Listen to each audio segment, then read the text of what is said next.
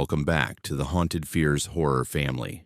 Deep in the Appalachian Mountains, 11 people encountered something that shattered their understanding of reality. What happens when you wake up to find your campsite rearranged by invisible hands, or hear your own voice calling from the darkness? These encounters will make you question everything you thought you knew about America's oldest mountains. If you're ready to dive into the unexplainable, hit that like button, subscribe to Haunted Fears, and turn on notifications because you won't want to miss what happens next. Let's begin. Trevor woke at 3:17 a.m. to discover his entire campsite had been rearranged by something that left no footprints, made no sound, and captured itself on camera as nothing more than distorted, impossible shapes. What he found waiting in those time-lapse photographs would haunt him for the rest of his life. Trevor had been a wildlife photographer for 8 years, and the Appalachian Mountains were his sanctuary. At 34, he'd documented everything from black bears emerging from winter dens to timber rattlesnakes coiled beneath mountain laurel thickets. He'd spent countless nights alone in the wilderness, armed with nothing but his camera equipment and an intimate knowledge of the terrain. The mountains had never frightened him until October 2019 in Linville Gorge. He'd chosen a remote overlook deep in the gorge, accessible only by a 3-mile scramble through rhododendron thickets and over boulders slick with moss. The location was perfect for his project, documenting nocturnal wildlife in one of the most rugged wilderness areas in the eastern United States. Below him, the Linville River carved through ancient rock formations, its distant roar a constant white noise that echoed off canyon walls 2,000 feet high. The air that October evening smelled of pine needles and approaching rain, crisp with the promise of winter. Trevor set up his tent near a weathered oak tree, its gnarled roots providing natural anchor points for his stakes. He arranged his camera equipment with practiced efficiency, 3 Canon 5D Mark IV bodies, each mounted on sturdy tripods and positioned at different angles. One aimed at the starfield above, programmed for time-lapse astrophotography. Another focused on a game trail where he'd spotted fresh deer tracks. The third pointed back toward his campsite, a precautionary measure he'd adopted after a bear had destroyed his gear on a previous trip. By 9 p.m., Trevor had eaten a simple dinner of freeze-dried pasta and settled into his sleeping bag. The forest symphony surrounded him, barred owls calling in the distance, the rustle of small creatures moving through leaf litter, the occasional crack of branches as deer moved through the undergrowth. It was the soundtrack of the wilderness he loved, familiar and comforting. He fell asleep easily, exhausted from the difficult hike in. At exactly 3:17 a.m., Trevor jerked awake to absolute silence. The sudden absence of sound hit him like a physical blow. No owls, no wind, no distant river. Even the constant hum of insects had ceased, replaced by a void of sound so complete it made his ears ring. His heart hammered against his ribs as primal instinct screamed that something was fundamentally wrong. The tent fabric pressed against his face from the wrong angle. Disoriented, Trevor fumbled for his headlamp with shaking hands. The LED beam cut through darkness that felt unnaturally thick, almost viscous.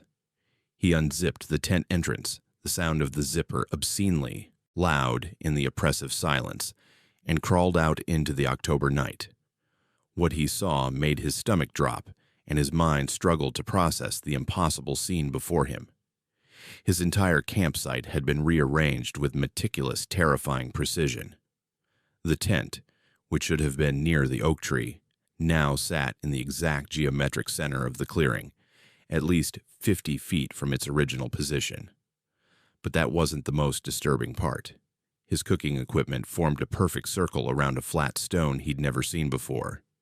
Each item spaced with mathematical accuracy. His water bottles stood upright in a line leading from the tent to the cliff edge. His clothing had been removed from his backpack and folded into neat squares, stacked in a pyramid. Trevor's 3 camera tripods stood in a precise row, each adjusted to the same height, all three lenses now pointing directly back at his sleeping bag, which lay crumpled near the overlook edge, exactly where he would have fallen if he'd walked 5 more feet in his sleep. "What the hell?" Trevor whispered, his voice cracking. His breath came in short gasps as he spun in a circle, headlamp beam cutting through the darkness. The clearing looked different, the shadows deeper, the tree line somehow closer, and there wasn't a single footprint anywhere except his own boot prints leading from the tent. With trembling hands, Trevor grabbed the camera that had been pointing at his campsite. His fingers slipped on the controls twice before he managed to access the time-lapse sequence. What he saw in the LCD screen made him drop to his knees, a sound somewhere between a sob and a scream tearing from his throat. The images started normally, his tent illuminated by moonlight, gear arranged as he'd left it, peaceful and mundane. Then, at 2:47 a.m., the frames changed. Distorted figures appeared in the images, tall, impossibly thin shapes that seemed to blur and refract at the edges, like heat shimmer. They didn't walk. They moved in jerking, staccato motions, appearing in one spot, and then another without transition, as if they existed between the camera's frames. Frame after frame showed these entities moving through his campsite with deliberate purpose.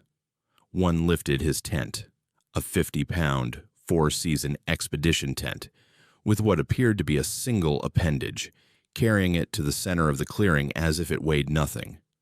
Others arranged his equipment with precise movements, placing each item with geometric exactness. In several shots, the figures gathered around his sleeping form, their elongated shapes bending at impossible angles as they appeared to study him. The most chilling detail was visible in a series of frames taken at 3:11 a.m. 3 of the figures stood directly over his sleeping bag, their blurred forms seeming to reach toward him. In the background of these shots, Trevor could see his own face, eyes wide open, staring directly at the camera with an expression of absolute terror. But he had no memory of waking, no memory of seeing anything. The images captured at 3:15 a.m. showed the entities beginning to fade, their forms becoming less distinct, bleeding into the shadows. By 3:16 a.m., they had vanished completely.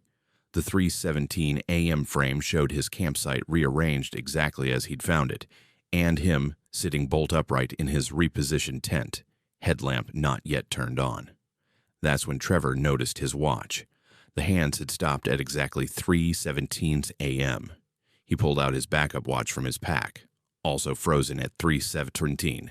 His phone showed the correct time, 3:42 a.m., but the battery had drained from 87% to 12% in those missing 25 minutes.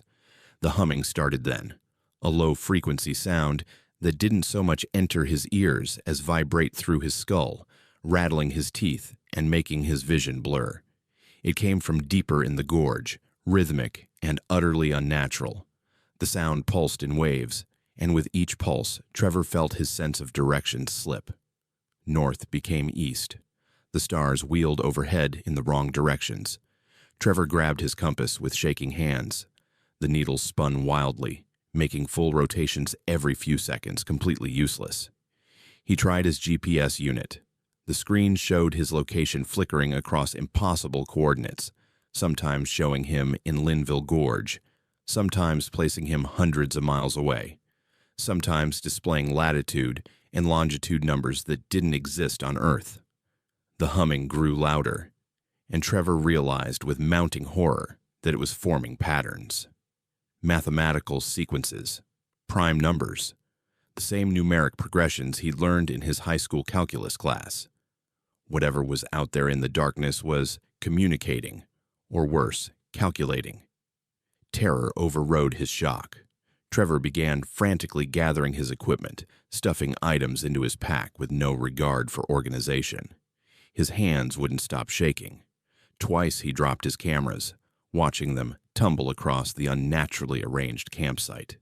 The folded clothes, the perfect circle. The geometric precision of it all felt like a message he was grateful he couldn't fully understand. As he shoved the last camera into his pack, Trevor made the mistake of looking at the LCD screen one more time. The time lapse was still running, still recording. The current frame, time-stamped 3:51 a.m., showed him frantically packing. But in the background, just at the edge of the frame, one of the distorted figures stood watching from the tree line. It was closer than the others had been. Much closer. And unlike the previous images where the entities seemed indistinct, this one was sharp, clear, deliberate. It had no face, but Trevor knew, with absolute certainty, that it was looking directly at him. He ran, 3 miles of treacherous terrain in total darkness, branches whipping his face, roots threatening to break his ankles with every step. Behind him, the humming grew louder, following him down the mountain. Twice he fell, skinning his palms on sharp rocks. Once, he crashed through a rhododendron thicket so thick he had to crawl on his hands and knees, pack hitching on branches, camera equipment bouncing painfully against his spine. He didn't stop running until he reached his truck in the parking area at dawn. His hands shook so badly it took 3 attempts to get the key in the ignition. As he pulled away, his last glimpse of Linville Gorge showed a wall of fog, rolling down from the overlook where he'd camped. Dense, gray, and moving with purposeful direction despite the still air. 3 weeks later, Trevor returned with park rangers to file an official report and attempt to understand what had happened. He led them to the exact GPS coordinates of his campsite, confirmed by both his tracking device and park trail maps. When they reached the location, the rangers found nothing unusual. No disturbed ground, no arrangement of rocks or signs of recent camping. The flat stone Trevor remembered seeing in the center of that perfect circle of equipment didn't exist. The area showed no evidence of having been used as a campsite in years. "Are you sure this is the right spot?" the older ranger asked, consulting his topographic map. Trevor had never been more certain of anything in his life. This was the place. The oak tree with gnarled roots stood exactly where he remembered. The sightlines to the gorge overlook matched perfectly. But his campsite, with its impossible rearrangement and mathematical precision, had left no trace. Back home, Trevor developed an obsessive ritual. Every night before bed, he checks all 3 of his watches, lining them up on his nightstand where he can see them. He wakes repeatedly throughout the night, always at exactly 3:17 a.m. The recurring nightmare is always the same. Standing in that clearing, watching distorted figures arrange his life into geometric patterns, while a soundless humming resonates in his bones. He still has the photographs stored on a hard drive he keeps in a locked drawer. He's looked at them only once since that night, and that single viewing revealed something that still makes his hands shake. When he examined the images at full resolution on his computer, zooming into the darkest corners of each frame, he found something embedded in the digital noise. Text. Not in any language he recognized, but definitely intentional characters and symbols, woven into the shadows and highlights of every single photograph. Hundreds of frames, each containing hidden messages in the distortion, the blur, the impossible angles of those entities. A forensic digital analyst he'd consulted had no explanation for how such data could exist in the images without being deliberately placed there. "It's like," the analyst had said, frowning at his screen, "the information is written into the light itself, not the photograph. That's not possible with any technology I know." Trevor hasn't returned to the mountains since.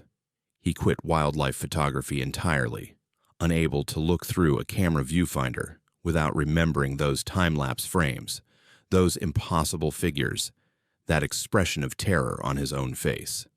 An expression from a moment he can't remember experiencing. He works in a camera shop now in downtown Asheville, selling equipment to other photographers heading into the wilderness. Sometimes, late at night, when he's alone in the shop, he finds himself arranging products on the shelves in geometric patterns, perfect circles, mathematical progressions, precise angles. He doesn't realize he's doing it until a coworker points it out the next morning. The humming visits him in those moments, not audible but felt deep in his chest, resonating in his bones, counting out sequences he doesn't understand. And every October, on the anniversary of that night, all three of Trevor's watches stop at exactly 3:17 a.m. Makayla heard her own voice calling to her from the valley floor, speaking words she hadn't yet said, and realized, with growing horror, that something had been mimicking her every movement for the past 6 hours. By the time she understood what was happening, the sun was setting, and she was still 3 miles from her car. The morning had started beautifully. Makayla, a 28-year-old schoolteacher from Johnson City, Tennessee, had taken a personal day to hike through Cades Cove Valley, a place she'd visited dozens of times with her grandfather before he passed away 2 years earlier. The June sun felt warm on her shoulders as she locked her car in the nearly empty parking area at 7 a.m., shouldering a small day pack with water, snacks, and her grandfather's old compass. Cades Cove was an isolated valley surrounded by mountains, an 11-mile loop through meadows and forests that offered glimpses of historic cabins and churches from the 1800s. Makayla had always found peace here. Memories of her grandfather pointing out deer in the morning mist, teaching her to identify bird songs, showing her how the mountains cup the valley like protective hands. She chose the less traveled trail that cut through the interior forest rather than following the main road. The path wound between towering tulip poplars and oaks, their canopy filtering sunlight into golden shafts that illuminated patches of wildflowers. Birds sang from the branches, wood thrushes and Carolina wrens, their calls as familiar as her own heartbeat. For the first 2 hours, the hike was exactly what she'd needed. The stress of the school year melted away with each step. She stopped to photograph a spider web jeweled with morning dew, ate an apple while sitting on a fallen log, and felt genuinely happy for the first time in weeks. That's when she first noticed the echo. It started subtly, a rustling in the undergrowth behind her that matched her own footsteps. Makayla paused, listening. The sound stopped. She took 3 steps forward. Behind her, 3 rustles. Stop. Silence. Walk. Rustle. "Hello?" she called out, her voice carrying through the forest. "Is someone there?" No response, but in the silence that followed, she heard something that made her skin prickle. A breath.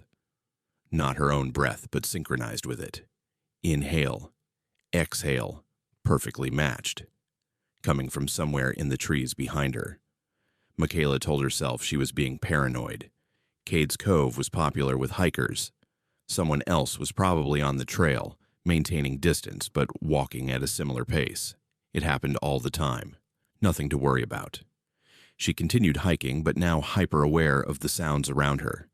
Every time she stepped over a root, she heard an identical footfall behind her, the same weight, the same rhythm. When she cleared her throat, an identical sound came from the forest. When she adjusted her backpack straps, she heard the distinctive rustling of fabric echoing from the trees. By 11 a.m., Makayla's unease had transformed into genuine fear. She'd deliberately taken a wrong turn onto a side trail, then doubled back. The sounds followed. She'd stopped abruptly and spun around multiple times. Nothing visible, but the sounds continued, always staying just out of sight, always matching her movements with unnerving precision. When she stopped to drink water, she heard the unmistakable sound of a water bottle cap being unscrewed behind her. When she re-zipped her pack, she heard a zipper. When she took a deep breath to calm her nerves, that synchronized breathing came again. Inhale, exhale, perfectly timed with her own. "This isn't funny," Makayla shouted into the forest, her voice shaking. "I know you're following me. Stop it." The forest fell silent. Even the birds had stopped singing. In that oppressive quiet, she heard her own words repeated back to her from somewhere in the valley below. Her exact voice, her exact inflection, but delayed by several seconds. "This isn't funny. I know you're following me. Stop it." Makayla's blood ran cold. That wasn't an echo. Echoes didn't work that way in a forest. And they didn't sound so perfectly identical, so deliberate. This was mimicry. Something was copying her. She started walking faster, abandoning any pretense of enjoying the hike. Her boots thudded against the trail in a rapid rhythm. Behind her, matching footfalls kept perfect pace. She broke into a jog. The sounds accelerated identically. She stopped suddenly. The footsteps behind her stopped simultaneously. Not a second late, but at the exact same instant, as if whatever was following could anticipate her movements. That's when Makayla noticed the footprints. The trail had passed through a muddy section where a small stream crossed the path. Her boot prints were clearly visible, size 7, distinctive tread pattern from her Merrill hiking boots. But there, overlapping and following her tracks, were identical prints. Same size, same tread pattern, same wear marks on the heel. It was as if her own boots were making 2 sets of tracks. Makayla's hands trembled as she knelt to examine the prints more closely. They weren't just similar. They were identical in every microscopic detail. The small stone wedged in her left boot's tread had left its mark in both sets of prints. The slight drag of her right foot, a habit from an old ankle injury, appeared in both trails. "What are you?" she whispered. From the forest behind her, her own whisper came back. "What are you?" The same fear in the voice, the same breathless terror. Panic seized her then, primal and overwhelming. Makayla ran. She sprinted down the trail without any thought for her safety, branches whipping her face, roots threatening to send her sprawling. Her lungs burned. Her heart hammered against her ribs. Behind her, identical sounds of running, the same gasping breaths, the same frantic footfalls. She burst into a small clearing and skidded to a halt. Ancient fence posts marked the perimeter of what had once been a homestead, now long abandoned.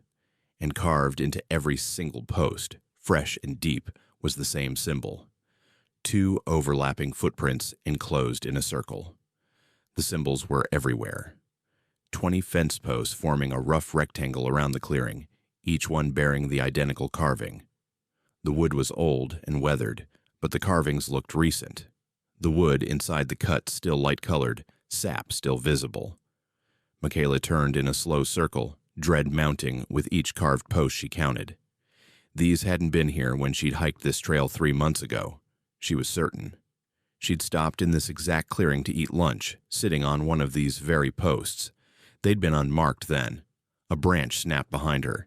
Makayla spun around and saw nothing, but the sensation of being watched was overwhelming, a physical pressure that made her skin crawl and her stomach knot. The air in the clearing felt different, heavier somehow, charged with a presence she couldn't see but could absolutely feel. "Please," she said, her voice barely above a whisper. "Leave me alone." From 3 different directions around the clearing, her words came back to her in perfect unison, spoken by her own voice. "Please, leave me alone." 3 separate sources, all identical, creating an unsettling harmony that made the hair stand up on the back of her neck. That's when Makayla realized the sun was wrong. When she'd entered the clearing, it had been straight overhead, around noon. Now it hung low in the western sky, painting the mountains in shades of orange and gold, sunset colors. But that was impossible. She'd only been in the clearing for a few minutes. She checked her phone with shaking hands. 6:47 p.m. Nearly 7 hours had passed, but she had no memory of those hours, no sense of time missing. It felt like she'd just run into the clearing moments ago. Worse, her phone showed 23 missed calls from her roommate, 15 text messages asking where she was, if she was okay, why she wasn't answering. The most recent text, sent 30 minutes ago, made her blood run cold. "Makayla, if this is a joke, it's not funny. Please answer. Someone who sounds exactly like you keeps calling me from different numbers asking for help, but when I answer, they just hang up." Makayla's hands went numb. She hadn't called anyone. Her phone had been in her pack all day, on airplane mode to save battery. She pulled up her call history. 17 outgoing calls to her roommate's number over the past 6 hours. Calls she had no memory of making. Night was coming fast to the valley. The mountains blocked the setting sun, plunging the forest into premature darkness. Makayla knew she had roughly 3 miles to reach the parking area, and doing it in darkness on these trails would be dangerous. But staying in this clearing felt infinitely worse. She chose a direction and started walking, faster than was wise in the fading light. Behind her, the footsteps resumed immediately, matching her pace, her rhythm, her breathing. She didn't look back. Looking back felt like the worst thing she could possibly do. The trail descended into a hollow between 2 ridges. Here, the darkness was complete, forcing Makayla to use her phone's flashlight. The narrow beam illuminated only a few feet ahead, creating a small circle of light in an ocean of blackness. That's when she heard her own voice from the valley floor below, clear and terrified. Mom, I'm lost. I'm in Cades Cove and something's following me. Please send help. Please." Makayla's mother had been dead for 3 years. The voice was hers. She'd recognize it anywhere, but she wasn't speaking. The words came from somewhere down in the darkness. Her voice begging for help she wasn't asking for, calling for someone she'd already lost. And in the background of that desperate plea, she could hear breathing. Her breathing, coming from 2 sources, the voice below and whatever was behind her in the darkness. Tears streamed down Makayla's face as she stumbled forward. Her ankle turned on a hidden root, and she fell hard, skinning both palms on gravel. Behind her, she heard an identical fall. The same grunt of pain, the same scatter of stones. When she pushed herself up, she felt resistance, as if invisible hands were mimicking her movements a fraction of a second behind, creating a strange drag on her actions. The parking area appeared ahead like salvation. Security lights illuminated the nearly empty lot. Just her car and 1 other vehicle remained. Makayla ran the final 100 yards, fumbling for her keys, pressing the unlock button repeatedly. As she yanked open her car door, she made the mistake of looking back. At the edge of the parking area, where the security lights met the forest darkness, a figure stood watching her. Same height, same build, wearing identical clothes, the blue tank top, khaki shorts, and Merrell hiking boots. Even from 50 feet away, even in the harsh fluorescent light, Makayla could see that the figure's face was her face. But it was wrong. The proportions were off by fractions of inches, eyes too far apart, mouth too wide, limbs too long, like a photograph of herself, stretched and distorted just enough to trigger every instinctive alarm in her brain. The figure raised 1 hand in a slow wave, the gesture perfectly mirroring how Makayla herself would wave. Then it smiled, and that smile was the most terrible thing Makayla had ever seen, because it was her smile, her exact expression of happiness, but empty of any actual emotion. Makayla dove into her car, locked the doors, and peeled out of the parking lot with tires screaming. In her rearview mirror, she watched the figure stand motionless under the security lights, still smiling her smile, still wearing her face. She didn't stop driving until she reached her apartment in Johnson City, 45 minutes away. Her roommate met her at the door, face pale with worry, and immediately pulled her into a hug. "Thank God you're okay," her roommate said. "Those calls freaked me out so much. Why did you keep calling and then hanging up? And why did you sound so wrong?" Makayla had no answer. She showed her roommate her phone. Airplane mode had been on all day. No calls made, but her roommate's phone told a different story, showing 17 received calls from Makayla's number, each lasting only seconds before disconnecting. That was 3 years ago. Makayla never returned to Cades Cove, never hiked alone again. She moved to Knoxville 6 months later, needing distance from the valley and the mountains that suddenly felt menacing rather than protective. But sometimes, late at night, she hears breathing that isn't her own. Sometimes she'll be walking across her apartment and feel that same resistance, as if invisible hands are mimicking her movements just behind her. Sometimes her roommate will mention seeing someone who looks exactly like her, in the grocery store, at the gym, waiting at a crosswalk. But when approached, the person simply smiles and walks away. and twice in the past 3 years, on the anniversary of that hike, Makayla has received a call from her own number. When she answers, she hears nothing but breathing, perfectly synchronized with her own, inhaling when she inhales, exhaling when she exhales. She never says anything on these calls. She's terrified that if she speaks, whatever is on the other end will learn new words in her voice. So she just listens to that synchronized breathing until after exactly 3 minutes, the call disconnects. The last call came 2 months ago. In the background behind the breathing, Makayla heard birds singing, wood thrushes, and Carolina wrens, their calls as familiar as her own heartbeat.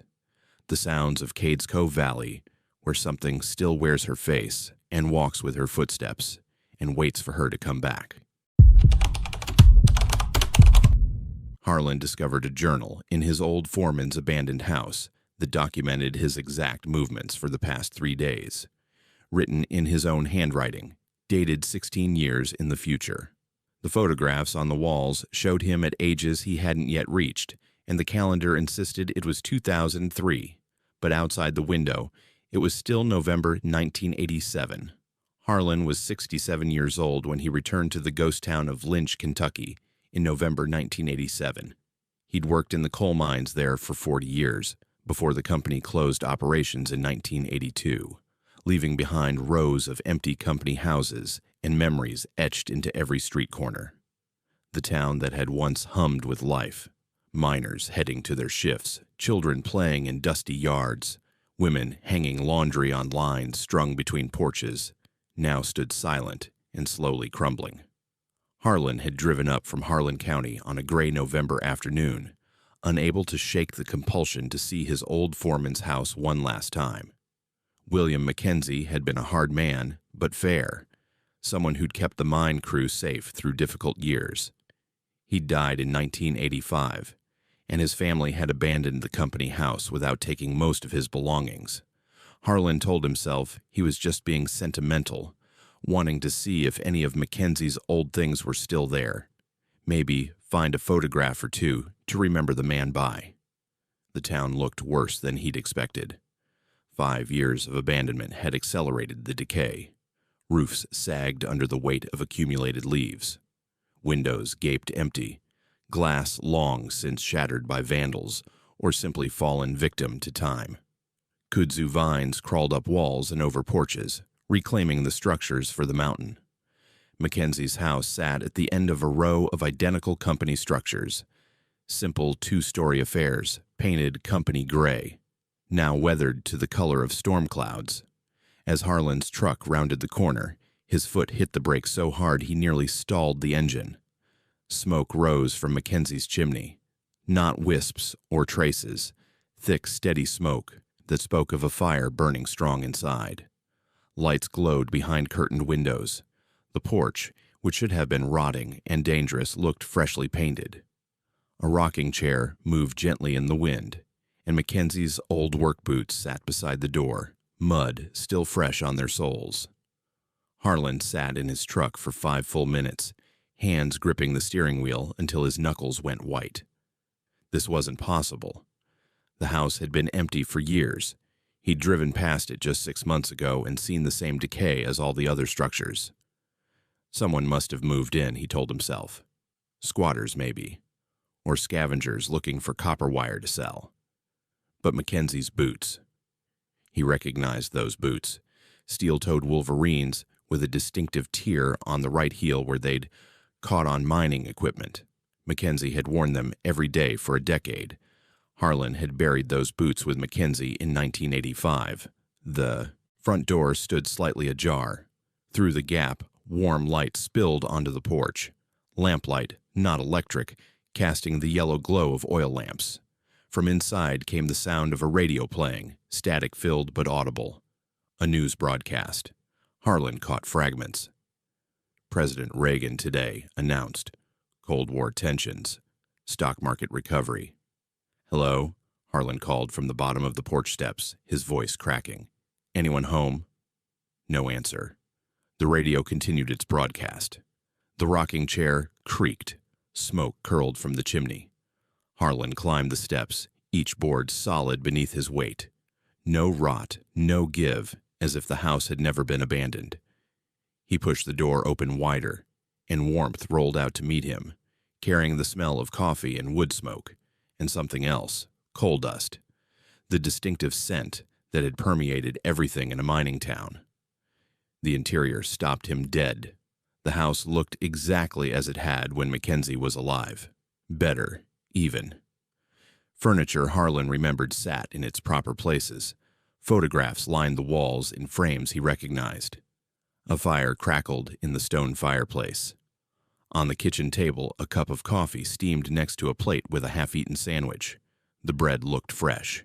The coffee was hot enough that Harlan could see wisps of vapor rising in the lamplight. "Mackenzie," he called, louder now, irrational hope and terror mixing in equal measure. "Bill, is that you?" The radio answered him, switching from news to weather. Unseasonably warm for November 2003, with temperatures reaching 16 years in the future. Harlan's hand shook as he approached the calendar hanging on the wall beside the radio. It showed November 2003, the date circled in red ink.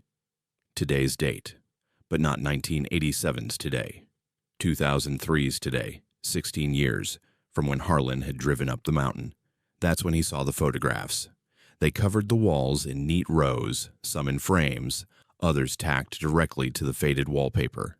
And every single photograph showed him. Harlan at different ages. Harlan in places he'd been and places he'd never seen. Harlan with people he knew and people he'd never met. Here was a photo of him at his daughter's wedding, which had happened in 1989, 2 years in his future.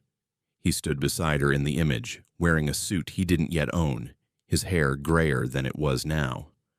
The photograph looked professional, aged, as if it had hung on this wall for years. Next to it, a picture of him at a funeral, someone's he didn't recognize, standing beside a casket. The date on the memorial card visible in the photo read 1993. Another showed him standing in front of a house he'd never seen, holding a "for sale" sign. His face looked older, tired. The photo was labeled in handwriting he didn't recognize. Harlan's move, 1998. More photographs.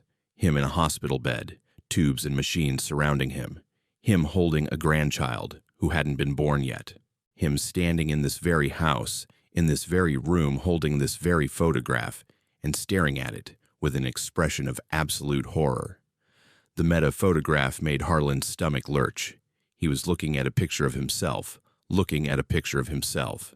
Layers of recursion that hurt to contemplate. On the mantel above the fireplace sat a leather journal, its cover worn and water-stained. Harlan's hands trembled as he picked it up and opened to the first page. His own handwriting stared back at him. November 15th, 1987. Harlan arrived at the house at 4:17 p.m. He parked his truck on the street, engine running for 5 minutes before he shut it off. He noticed the smoke first, then the lights. He sat in the truck for exactly 5 minutes and 23 seconds before approaching the house. Harlan's vision blurred. This was impossible. He read on, each word making his chest tighter. He called out "hello" from the bottom of the steps. He climbed 6 steps to the porch. He said "Mackenzie," and then, "Bill, is that you?" He noticed the calendar. He's reading this journal now at 4:34 p.m. His heart rate is elevated. He's frightened but can't stop reading. The words were describing him in real time. Harlan flipped ahead frantically, pages rustling. The journal contained hundreds of entries, years of daily notations, all in his handwriting. Entries from 1988, 1990, 1995, 2000. Documentation of his life's events written years before they occurred. March 3rd, 1989. Harlan's daughter, Sarah, married Thomas Brennan at Our Lady of Sorrows Church. Harlan cried during the ceremony. He wore the gray suit. July 18th, 1991. Harlan diagnosed with heart arrhythmia. Dr. Patterson prescribed beta blockers. Harlan didn't tell his family for 3 weeks. November 8th, 1993. Harlan's mother died at 3:47 a.m. He received the call while sleeping. He drove to the hospital in his pajamas. Details he hadn't lived yet, written in his own hand, dated and precise. Events both mundane and significant, logged with mechanical consistency. But worse were the later entries, the ones from years further out. October 12th, 2001. Harlan fell in his bathroom and broke his hip. He lay on the floor for 6 hours before his neighbor found him. He was terrified and alone. May 5, 2002. Harlan sold his house at a loss. The new owners found the journal pages he'd hidden in the attic. They called him crazy. And then, near the end of the filled pages, an entry that made Harlan's blood run ice cold. December 7th, 2003. Harlan returned to the house one final time. He was 83 years old. His mind was failing. He couldn't remember why he kept coming back. He sat in Mackenzie's rocking chair and didn't leave. They found him 3 days later. Beside this entry, tucked into the journal's binding, was a newspaper obituary. Harlan's obituary. His photograph, older, frailer, but unmistakably him, stared from the yellowed newsprint. Harlan. Crawford, 83, died December 10, 2003, in the abandoned mining town of Lynch, Kentucky. Cause of death, exposure. He is survived by... The radio crackled and changed stations on its own, now playing music. An old Hank Williams song Mackenzie had loved. The fire popped loudly, sending sparks up the chimney. The coffee on the table had gone cold, a skin forming on its surface. Harlan heard footsteps upstairs, slow, deliberate, the heavy tread of work boots on wooden floorboards, coming from Mackenzie's old bedroom, coming closer to the stairs. Terror finally broke through his paralysis. Harlan clutched the journal to his chest and ran. Through the door, across the porch, down the steps. Behind him, the footsteps reached the top of the stairs. The front door slammed shut with enough force to rattle the windows. Harlan's truck wouldn't start. The engine turned over and over, refusing to catch. In the rearview mirror, he saw a figure standing in Mackenzie's doorway. Tall, wearing mining clothes, face obscured by shadow. It raised one hand in a slow wave, the same gesture Mackenzie used to give the men when they headed into the mines for their shift. The engine finally roared to life. Harlan peeled away from the curb, tires kicking up gravel and dust. He didn't stop driving until he reached his own house in Harlan County, 45 minutes away. The journal sat on his passenger seat, its leather cover warm to the touch despite the November cold. Harlan tried to report what he'd found to the sheriff, bringing the journal as evidence. The sheriff flipped through it, frowning. "Harlan, this is just an empty notebook. There's nothing written in here." But Harlan could see the words, clear as day. Pages and pages of his own handwriting, documenting a life not yet lived. He took the journal home and locked it in his desk drawer, checking it obsessively. The entries continued to come true. Sarah's wedding in 1989, exactly as described. His mother's death in 1993. Time and circumstances perfect matches. His heart diagnosis, his injuries, his losses. Every prediction materialized with horrifying accuracy. Harlan tried to change things, to prove the journal wrong. When it predicted he'd attend a cousin's birthday party in Lexington on June 14th, 1992, he deliberately stayed home. But his truck broke down on June 13th, and the mechanic who fixed it was his cousin's neighbor, who convinced him to drive up for the party after all.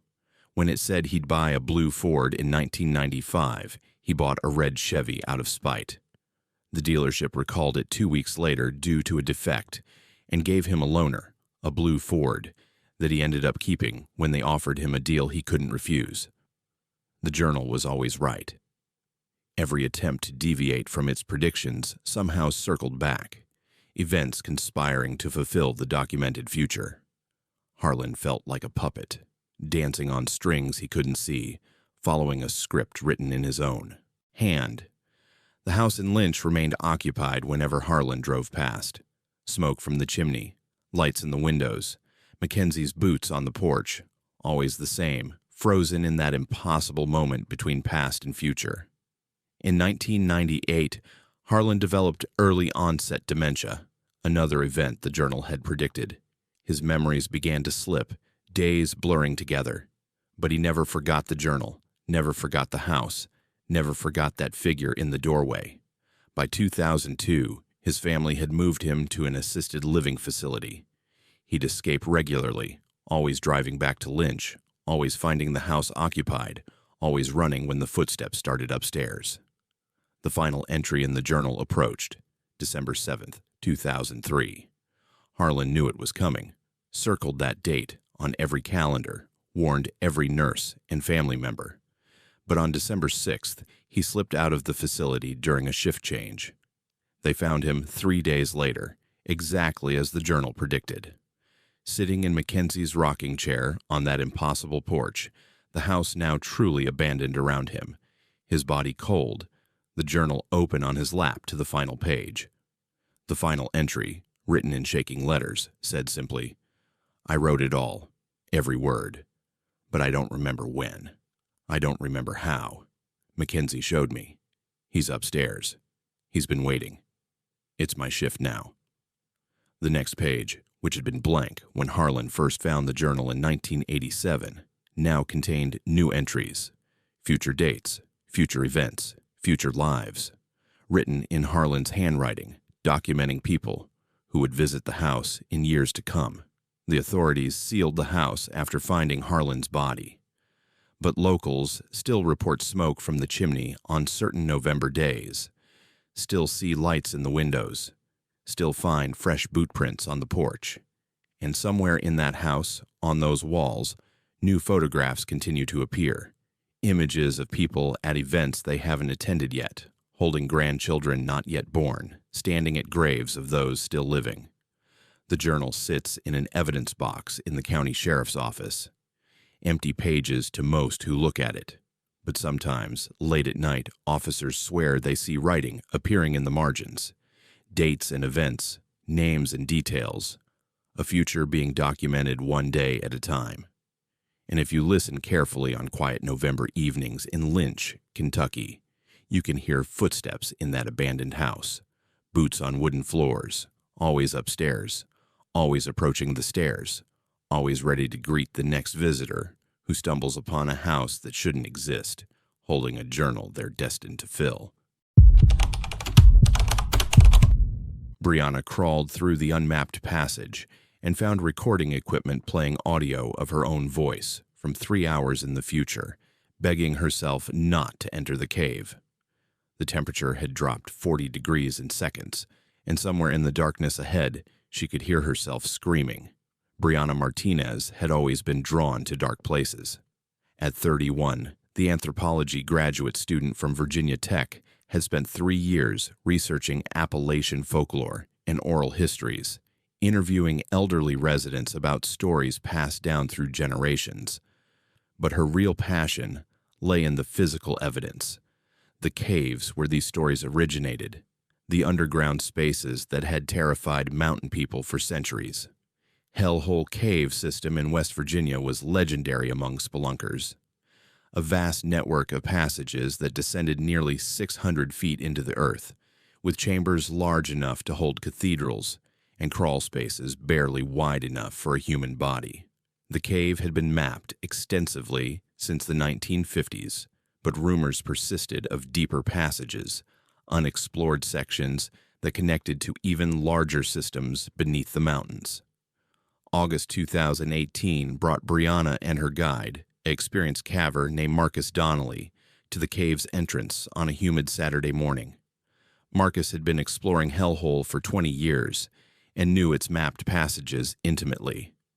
They planned a 12-hour expedition to document unusual mineral formations Briana believed might have influenced local folklore about glowing stones and earthlights. The descent into Hellhole began with a vertical drop, 105 feet down a narrow shaft, barely 3 feet wide. Briana controlled her breathing as she rappelled into darkness, headlamp beam dancing across limestone walls slick with moisture. The air grew cooler with every foot, carrying the mineral smell of deep earth and something else, a faint sweetness she couldn't identify. "You good?" Marcus called from above, his voice echoing strangely in the shaft. "Perfect," Briana replied, though her heart hammered against her ribs. She'd done dozens of cave expeditions, but Hellhole always felt different. More oppressive. More aware, somehow. They spent the first 5 hours documenting known passages, Briana taking photographs and collecting mineral samples, while Marcus maintained their route markers, glow sticks placed at regular intervals to guide their return. The cave system sprawled in 3 dimensions, passages branching upward and downward, creating a maze that could disorient even experienced cavers. At 2 p.m., they reached the section Briana wanted to study, a chamber called the Cathedral, where calcite formations created natural pillars 30 feet high. She was setting up her equipment when Marcus called out from a side passage she'd never noticed before. "Becca, come look at this." The passage Marcus had found was narrow, requiring them to squeeze sideways through a gap in the limestone that shouldn't have existed according to any cave map. Fresh scratches marked the rock, recent disturbances that suggested someone had widened the passage, though no recent permits had been issued for work in this section. Beyond the gap, the passage opened into a tunnel sloping downward at a steep angle. Briana's headlamp beam couldn't find the end. It just kept going, smooth and regular, more like a corridor than a natural cave formation. "This isn't on any map," Marcus said, excitement evident in his voice despite obvious caution. "This is a major find, Becca. We need to document this." They should have turned back. Every caving safety protocol screamed against exploring unmapped passages without proper support teams, without informing surface crews, without adequate supplies for extended exploration. But Briana felt pulled forward, drawn by curiosity and something deeper, a compulsion she couldn't quite explain. The tunnel descended for 200 yards, their boots scuffing against unnaturally smooth stone. The temperature dropped steadily, from the cathedral's constant 54 degrees, down to what felt like freezing, their breath misting in headlamp beams. Then they heard it. A voice in the darkness ahead. Briana's voice. "Marcus, we need to turn back. Please, we need to turn back right now. Don't go into the chamber. Don't listen to what it says. Marcus, please." The voice came from around a bend in the tunnel, clear and desperate. Briana grabbed Marcus's arm, her blood running cold. "That's me. That's my voice." "That's not possible," Marcus whispered, but his face had gone pale. They crept forward, moving toward Briana's own voice, still pleading in the darkness. Around the bend, the tunnel opened into a chamber roughly 20 feet across, and in the center, sitting on a natural stone shelf, sat equipment. Recording equipment. A digital voice recorder, professional grade, connected to a small speaker system powered by batteries that couldn't have been there long. The indicator lights still glowed green, and it was playing audio in a loop. Briana's voice, recorded with crystal clarity. "Marcus, we need to turn back. Please, we need to turn back right now. Don't go into the chamber. Don't listen to what it says. Marcus, please. This is me from 3 hours from now. We found this recorder and we kept going anyway, and we shouldn't have. Turn back. Please, God, turn back before..." The recording cut off abruptly with the sound of screaming. Briana's screaming, agonized and terrified in a way that made her current self want to vomit. "Check the timestamp," Marcus said, his voice shaking as he pointed at the recorder's display. Briana's hands trembled as she picked up the device. The recording was time-stamped 5:47 p.m., 3 hours and 12 minutes in the future. It was currently 2:35 p.m. by her watch. "This is impossible," Briana whispered. "This is a prank. Someone set this up. They recorded me somehow and..." But even as she said it, she knew it was false. The voice was too perfect. It knew Marcus's name. It referenced finding this recorder. And the screaming, that sound of pure terror, was too genuine to be faked. The chamber suddenly felt much colder. Briana's thermometer, clipped to her pack, showed an impossible reading. 14 degrees Fahrenheit. It had been 52 degrees just seconds ago. Their breath came out in thick clouds. Frost began forming on the cave walls, spreading in crystalline patterns that looked almost deliberate. Marcus's equipment started malfunctioning. His altimeter spun wildly, showing readings that placed them simultaneously at the surface and 3,000 feet below ground. His compass needle rotated in continuous circles. His GPS unit displayed coordinates that didn't exist on Earth, latitude and longitude combinations that would place them in the middle of the Pacific Ocean. "We need to leave," Marcus said, backing toward the tunnel. "Now, Becca. We leave now." But Briana had spotted something else in the chamber. On the far side, partially hidden behind a stalagmite formation, sat a backpack. Her backpack. She recognized the custom patches, the specific wear patterns, the broken zipper on the front pocket she'd been meaning to repair for months. She stumbled toward it, Marcus calling after her to stop. The pack was soaking wet despite the cave's dryness, dripping with water that steamed when it hit the frozen stone floor. Inside, she found her wallet with her Virginia Tech ID, her research notes in her own handwriting, and a camera. The camera's memory card contained 47 minutes of video footage. Briana's hands shook so badly she nearly dropped it as she hit play on the tiny screen. The video showed her and Marcus in the same chamber, but the timestamp read 3 hours ahead. Future Briana was filming, her breathing rapid and panicked as the camera swept across the chamber. "We found the recorder, and we ignored it," Future Briana's voice said, shaking. "We went deeper and found... Oh God, Marcus, do you see it? Do you see what's in the passage ahead?" The camera swung to show Marcus, future Marcus, staring into a passage on the far side of the chamber, one that didn't exist in the current cave. His face was slack, eyes wide and unblinking, as if he'd seen something that had broken his mind. "Marcus won't move," future Briana's voice continued, now openly sobbing. "He's been standing there for 20 minutes, and he won't respond, and something is moving in that passage. Something that sounds like... The camera's audio picked up a sound that made present Briana's blood turn to ice. A scraping, like something massive dragging itself across stone, and beneath it, a sound like breathing, but too slow, too deep, too vast to come from anything human. Then the screaming started. Future Briana's screaming as the camera shook violently, showing fragmentary images. Marcus still frozen, staring. Darkness rushing from the unseen passage. Something pale and writhing filling the frame. The video ended abruptly. "Becca, present." Marcus grabbed her shoulder, spinning her around. "We're leaving right now." But as they turned toward the tunnel they'd entered through, they saw it was gone. The chamber's wall was solid limestone, unbroken, as if the passage had never existed. Where there had been an opening 60 seconds ago, there was now only rock. Marcus ran his hands over the wall, searching frantically for any gap or crack. No, it was right here. It was right here. On the opposite side of the chamber, a new passage appeared. Not gradually. It was simply there, opening into darkness that seemed absolute, that swallowed their headlamp beams without reflecting any light back. "Don't look at it," Briana said, remembering the video, remembering future Marcus's broken stare.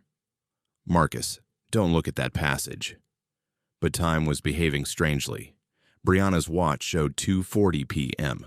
Only 5 minutes had passed since they entered the chamber, but it felt like hours.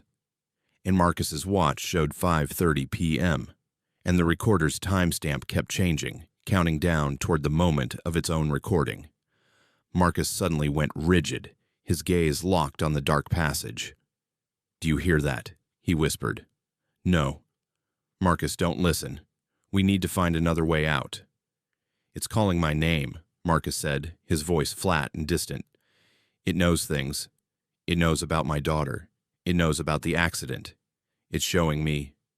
He took a step toward the passage. Briana tackled him, both of them crashing to the frozen cave floor. "Stay with me. Whatever you're seeing, it's not real." Marcus blinked, focus returning to his eyes. I was somewhere else. I was 20 years in the past, and my daughter was alive, and she was asking me why I let her die, and..." He stopped, confusion and horror mixing on his face. "Becca, I don't have a daughter. I've never had a daughter, but I remember her so clearly. The scraping sound began, distant at first, echoing from the dark passage, but growing steadily closer. Something vast and ancient dragging itself toward them through stone. Briana grabbed Marcus's arm and pulled him toward the chamber's walls, searching desperately for any crack, any weakness. Her fingers found a narrow fissure, barely wide enough to fit her hand through, but when she reached into it, she felt not stone but open space, and something grabbed her wrist. She screamed and jerked back, but the grip released immediately, and a voice came from the fissure, Marcus's voice. "Becca, pull us through. It's the way out." "That's not me," Present Marcus said beside her, his voice breaking. But what choice did they have? The scraping was louder now, close enough that their headlamps picked up movement in the dark passage. Something pale and segmented, too large, for the space it occupied, defying the physics of solid matter. Briana shoved her arm into the fissure, then her shoulder, forcing herself through a gap that seemed to widen as she pushed. Marcus followed, both of them crawling through stone that felt wet and organic, that pulsed with warmth. They emerged onto the cathedral chamber's floor, gasping and disoriented. The familiar formations surrounded them. They were back in mapped territory. Marcus's glow stick markers still lined the passage leading to the surface, but 20 minutes had disappeared. Marcus's watch now matched Briana's. Both showed 5:53 p.m. They'd lost hours, with no memory of the time passing. They ran. Through passages they'd documented hours earlier, following glow sticks back to the vertical shaft, ascending in frantic haste that ignored every safety protocol. They surfaced into dusklight that felt like salvation. In Briana's pack, which she still carried, the camera held its 47 minutes of screaming. The recorder she'd left in the chamber.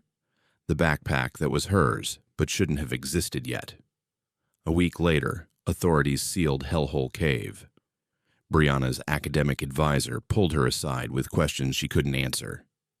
2 other graduate students reported you and Marcus never showed up for your scheduled expedition.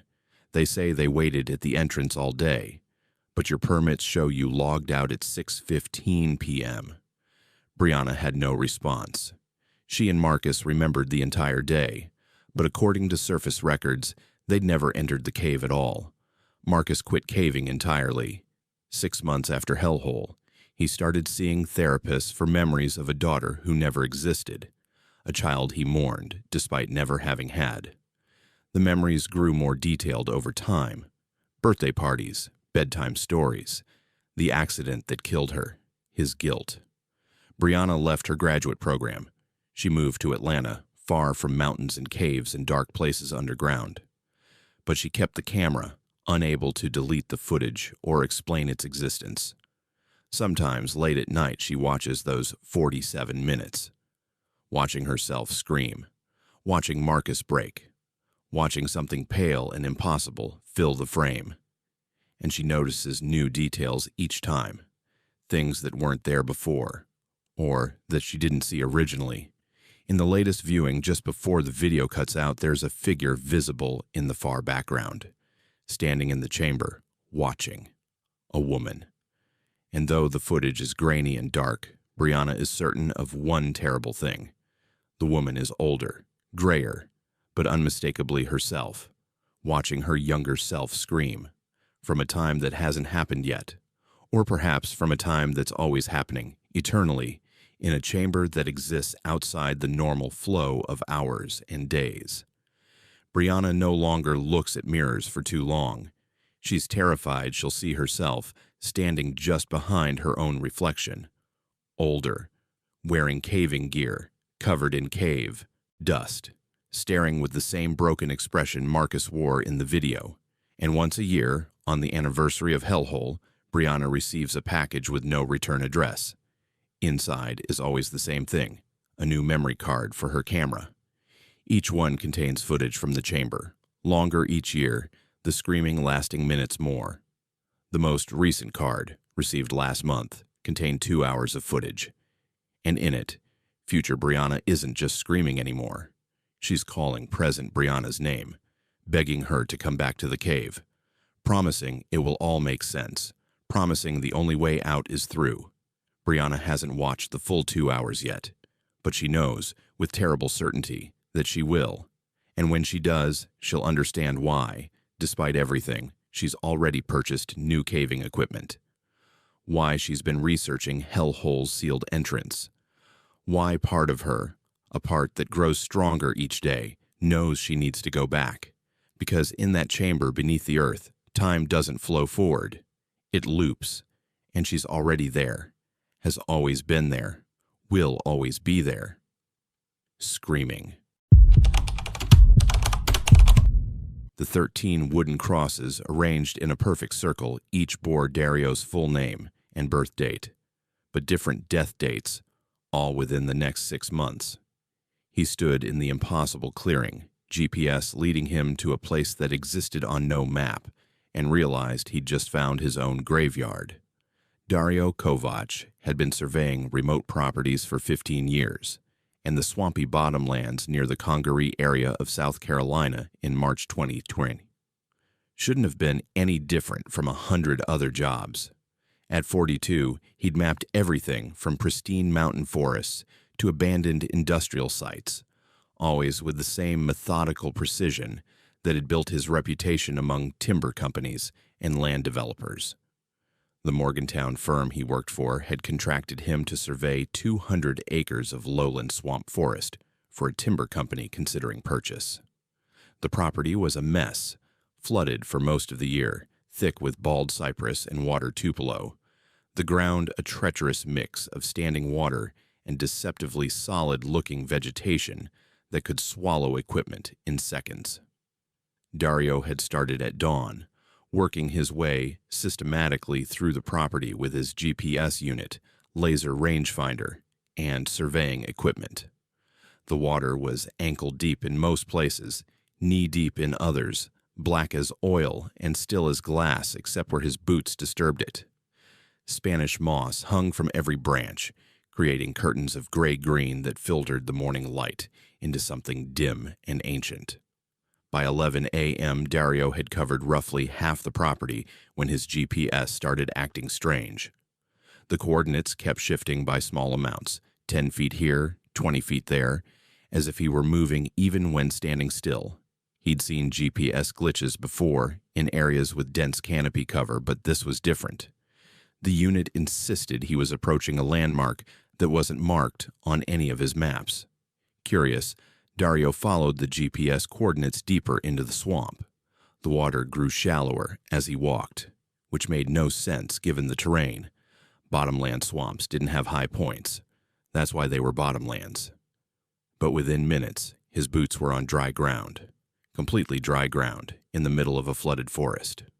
The clearing appeared suddenly, as if the swamp had simply decided to stop. It was a perfect circle, maybe 30 feet across, the earth hard-packed and covered with a thin layer of dead grass that looked like it hadn't been wet in years. No trees grew within the circle. No stumps suggested trees had ever been cut. The clearing was simply empty, carved out of the swamp by nothing Dario could identify.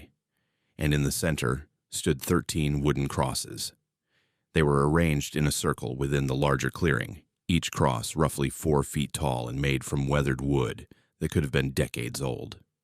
Dario approached slowly, every instinct screaming that he should turn around, get back to his truck, and tell the timber company this property wasn't worth surveying, but he kept walking.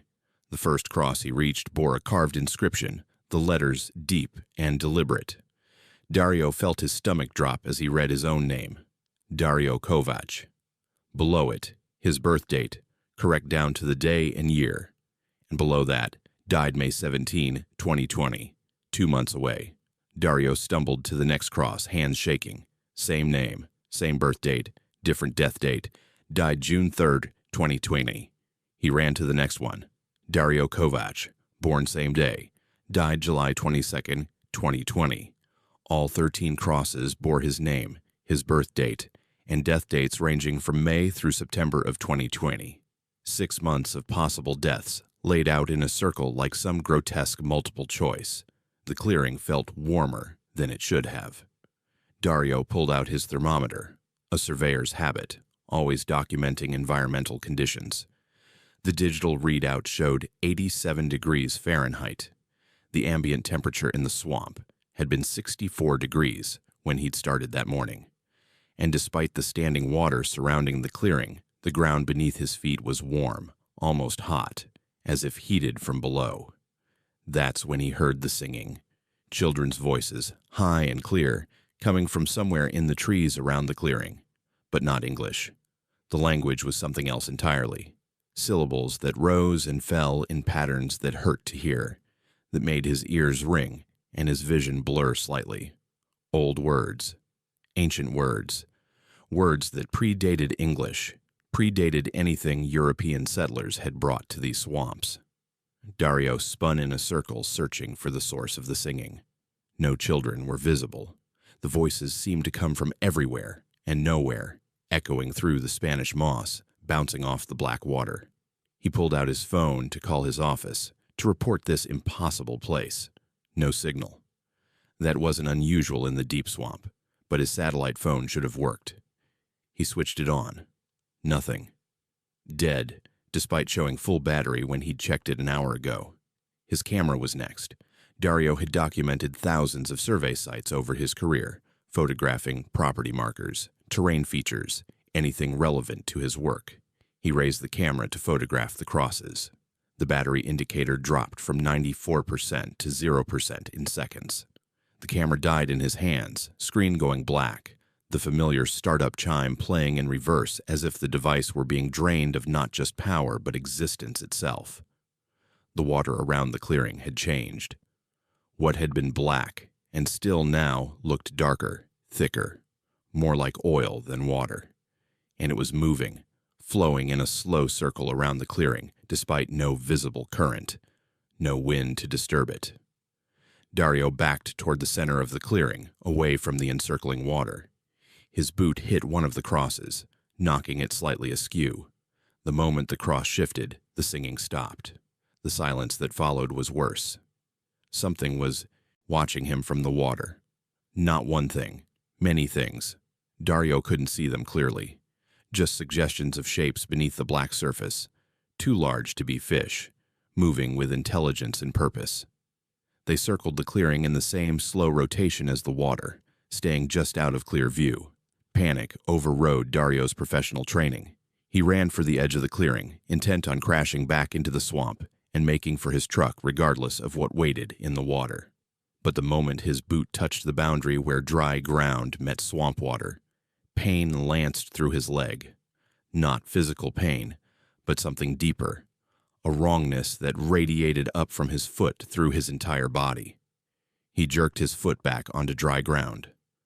The pain vanished instantly, but the message was clear. He couldn't leave, not through the water. Dario spun back to face the crosses, breathing hard, mind racing through possibilities. The GPS unit clipped to his belt beeped. He looked down at the screen and felt his blood turn to ice. The coordinates displayed weren't just wrong, they were impossible. According to the GPS, he was 847 feet below sea level. The Congaree area was barely above sea level to begin with. 847 feet down would put him deep underground, far below the water table, in a space that couldn't exist. But the GPS insisted. And worse, it showed his position moving, not across the surface but downward, dropping slowly but steadily, as if the clearing itself were sinking into the earth. The ground beneath Dario's feet trembled. Not an earthquake. Something more deliberate, more alive. A pulse, rhythmic and slow, coming from deep below. Each pulse made the crosses sway slightly, made the water ripple, made the shapes beneath the surface move faster in their endless circle. Dario's mind, trained to make sense of terrain and topography, struggled with the impossibility of his situation. The clearing couldn't exist. The dry ground couldn't be dry. The heat couldn't radiate from below. The GPS coordinates couldn't be accurate. None of it made sense. but his name on 13 crosses made a terrible kind of sense. Someone, or something, had predicted his death 6 months in advance. Multiple deaths, multiple timelines. As if reality itself was uncertain about when he would die, so it had prepared for all possibilities. The singing started again, louder now, closer. And this time Dario could see the sources.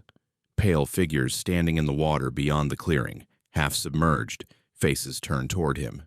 They weren't children. They'd never been children.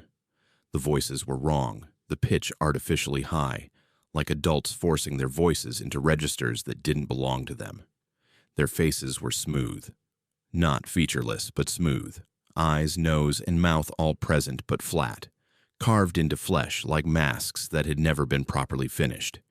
They swayed as they sang, movements synchronized, as if controlled by a single intelligence. Dario counted them.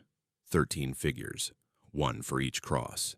They began to move toward the clearing, wading through the black water with steps that were too smooth, too gliding, as if they weren't quite touching the bottom. Dario backed into the center of the circle of crosses, surrounded now, no escape visible. "What do you want?" he shouted, his voice cracking. The figures stopped at the clearing's edge. The singing cut off simultaneously, 13 voices falling silent as one. For a long moment, nothing moved. Then, in perfect unison, all 13 figures raised their right arms and pointed at the crosses. One of them spoke, a voice like wind through hollow trees. "Choose." Choose what? Dario's mind reeled. Choose when? The crosses began to glow, not bright, a faint phosphorescence like swamp gas or bioluminescent fungi, pulsing in time with the rhythm coming from underground. Each cross glowed a slightly different color, ranging from sickly yellow-green to deep crimson. "I don't understand," Dario said, though a horrible comprehension was beginning to dawn. 6 paths, the voices said in unison, no longer singing but speaking in that hollow tree wind voice. 6 months, 6 endings. One must be chosen. You choose, or we choose. Decide. Dario's hands were shaking so badly he could barely hold his GPS unit. "I'm not choosing when I die. That's insane." The figures tilted their heads simultaneously, the gesture inhuman in its perfect coordination. "Already chosen. Path laid. Direction set. You walk or we carry. Choose." One of the crosses, the one dated May 17th, 2020, pulsed brighter than the others. The figure associated with it waded one step closer, water not dripping from its body but seeming to evaporate on contact with its pale skin. "Choose or we choose now," all 13 voices said. Something in Dario snapped. Survival instinct overrode the paralysis of fear. He grabbed the nearest cross, the one dated September 14th, 2020, the furthest date, and ripped it from the ground. The effect was instantaneous and catastrophic. The 13 figures shrieked, their mouths opening impossibly wide, revealing not throats but darkness. Absolute darkness, the kind that exists in places where light has never reached. The water around the clearing erupted upward in geyser-like fountains. The ground bucked violently beneath Dario's feet. He ran. Still clutching the wooden cross, Dario sprinted toward the weakest point in the circle of figures, hitting the water at full speed. The pain came again, that deep wrongness, but adrenaline pushed him through it. Behind him, the shrieking intensified, and he heard splashing as the figures gave chase. Dario crashed through the swamp, with no regard for safety or direction, branches whipping his face, roots threatening to break his ankles. His GPS unit, still clipped to his belt, screamed continuous warnings. Altitude errors, coordinate errors, magnetic field anomalies. He didn't stop running until he reached his truck, parked on a service road 2 miles from where he'd started. He threw himself inside, locked the doors, and sat gasping for breath, covered in mud and swamp water and things he didn't want to identify. The wooden cross lay on the passenger seat where he'd thrown it. Dario Kovac, his birth date. Died September 14th, 2020. Dario called his office and quit that afternoon. He told them the property wasn't accessible, that the flooding was too severe for accurate surveying. He submitted no report, claimed no payment, and refused to discuss the job further. He tried to find the clearing again 2 weeks later, bringing a sheriff's deputy and a property manager from the timber company.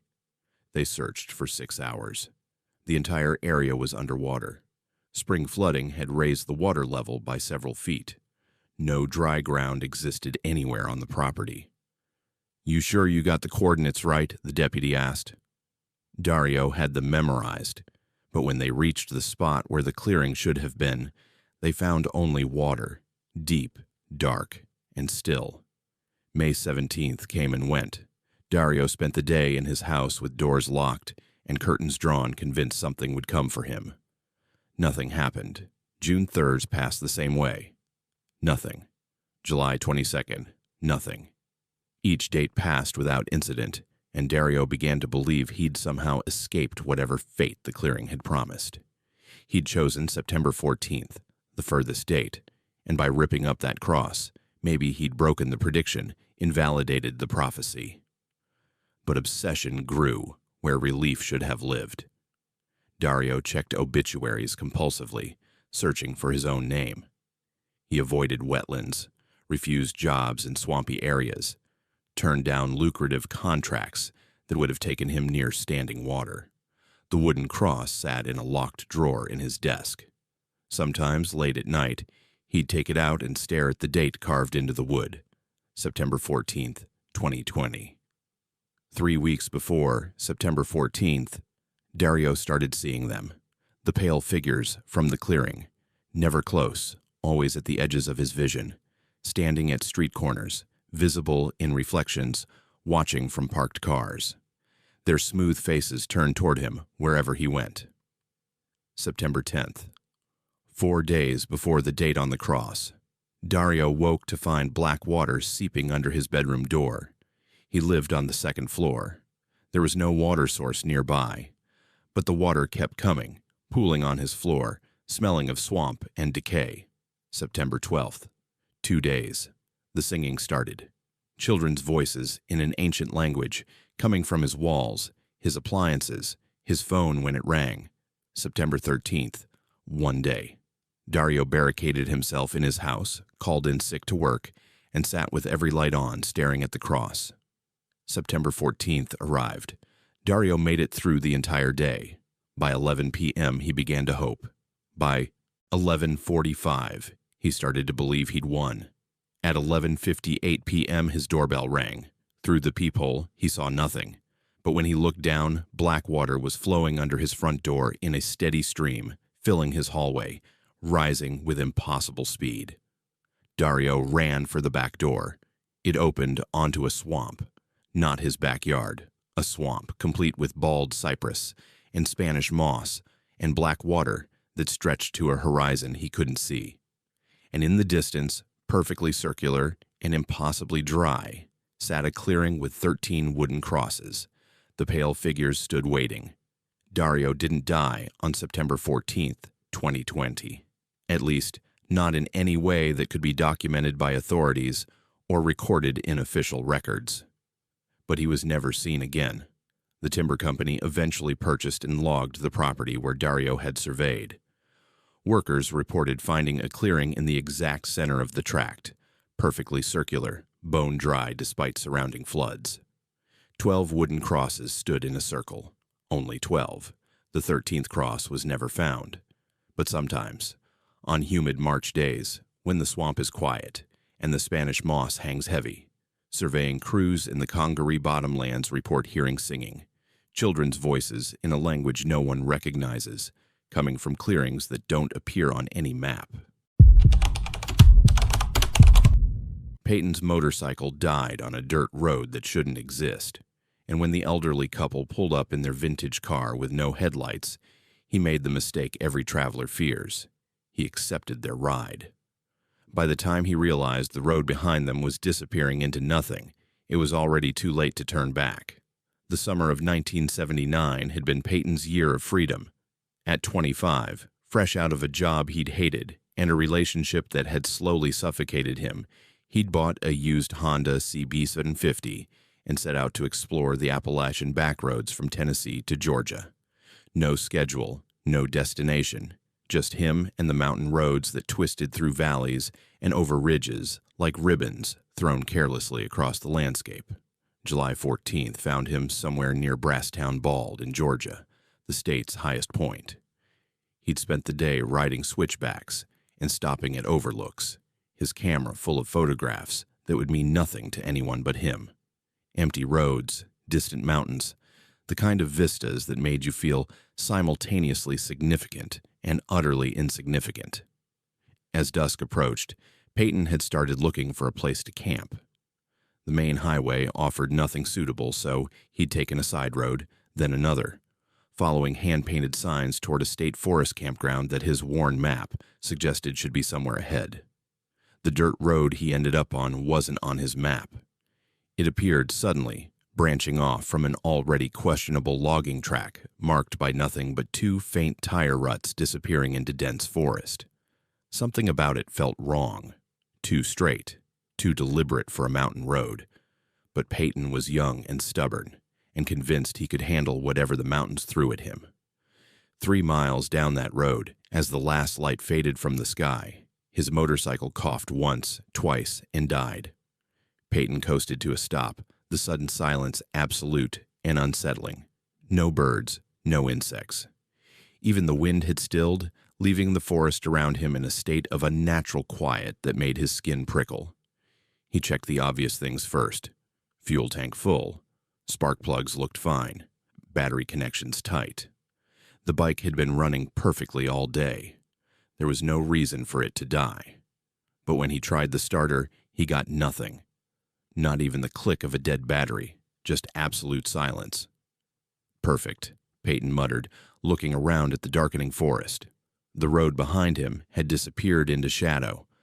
Ahead, the twin ruts continued into darkness. No lights visible in either direction. No sounds of distant traffic. Nothing but trees and that oppressive, unnatural silence. He was contemplating pushing the heavy motorcycle back the way he'd come when he saw the headlights. Except they weren't headlights.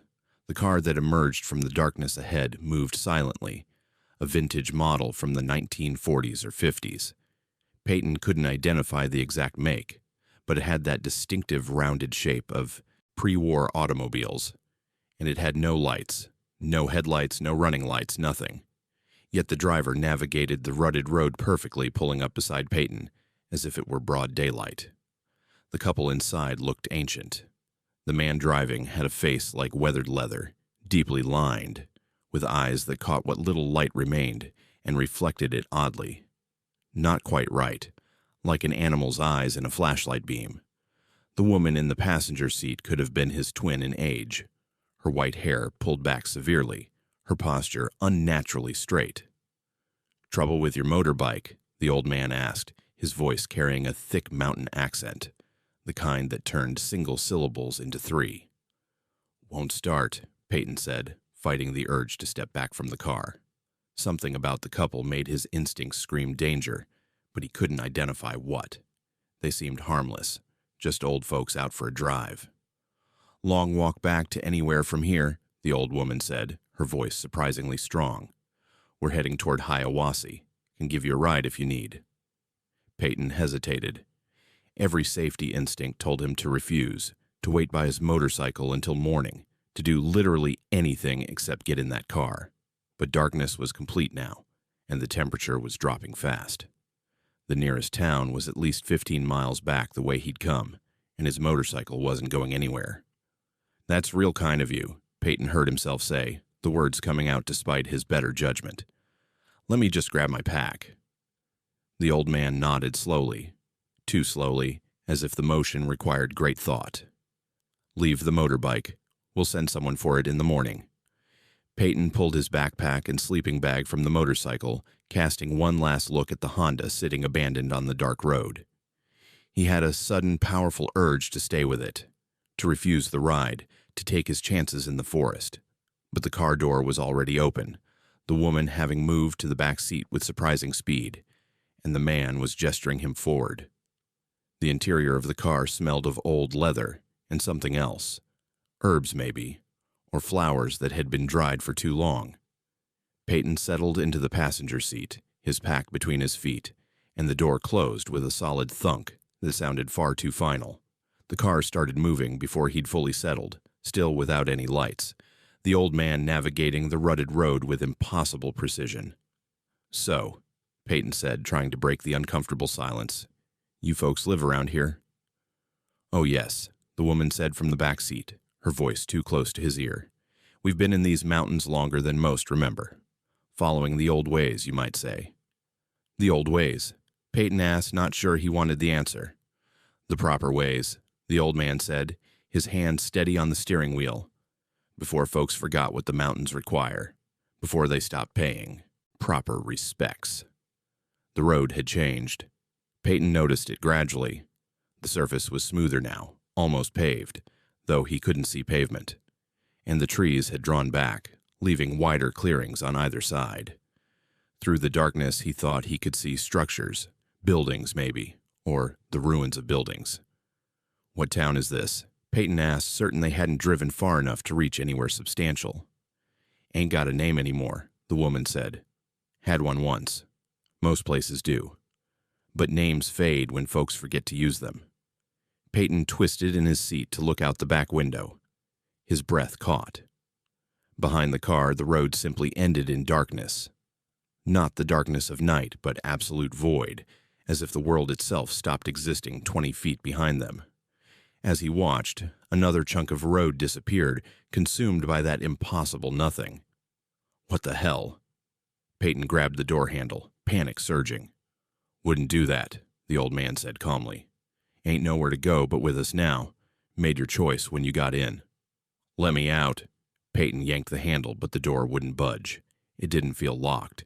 It felt like the door had never been designed to open from the inside, like it was a solid piece of the car rather than a separate component. "Calm yourself," the woman said, her breath cold on the back of his neck despite the summer heat. "We're taking you where you need to be, where you were always meant to go." The structures outside became more distinct. Houses, definitely. Old clapboard structures with sagging porches and dark windows. But people stood in those windows, faces pressed against the glass, watching the car pass. And every single person looked exactly the same age as the elderly couple. Ancient, weathered, wrong. "We've been choosing them for a long time," the old man said, as if reading Peyton's thoughts. "Young folks with no ties. No one who'll look too hard when they vanish. Mountains got to eat, you see. Got to be fed. Old ways demand it." Peyton's hands were shaking. He tried the window control. Nothing. Tried the door again. Still nothing. The car kept moving through the impossible town, past more watchers, more ancient faces. "Why are you doing this?" Peyton asked, his voice breaking.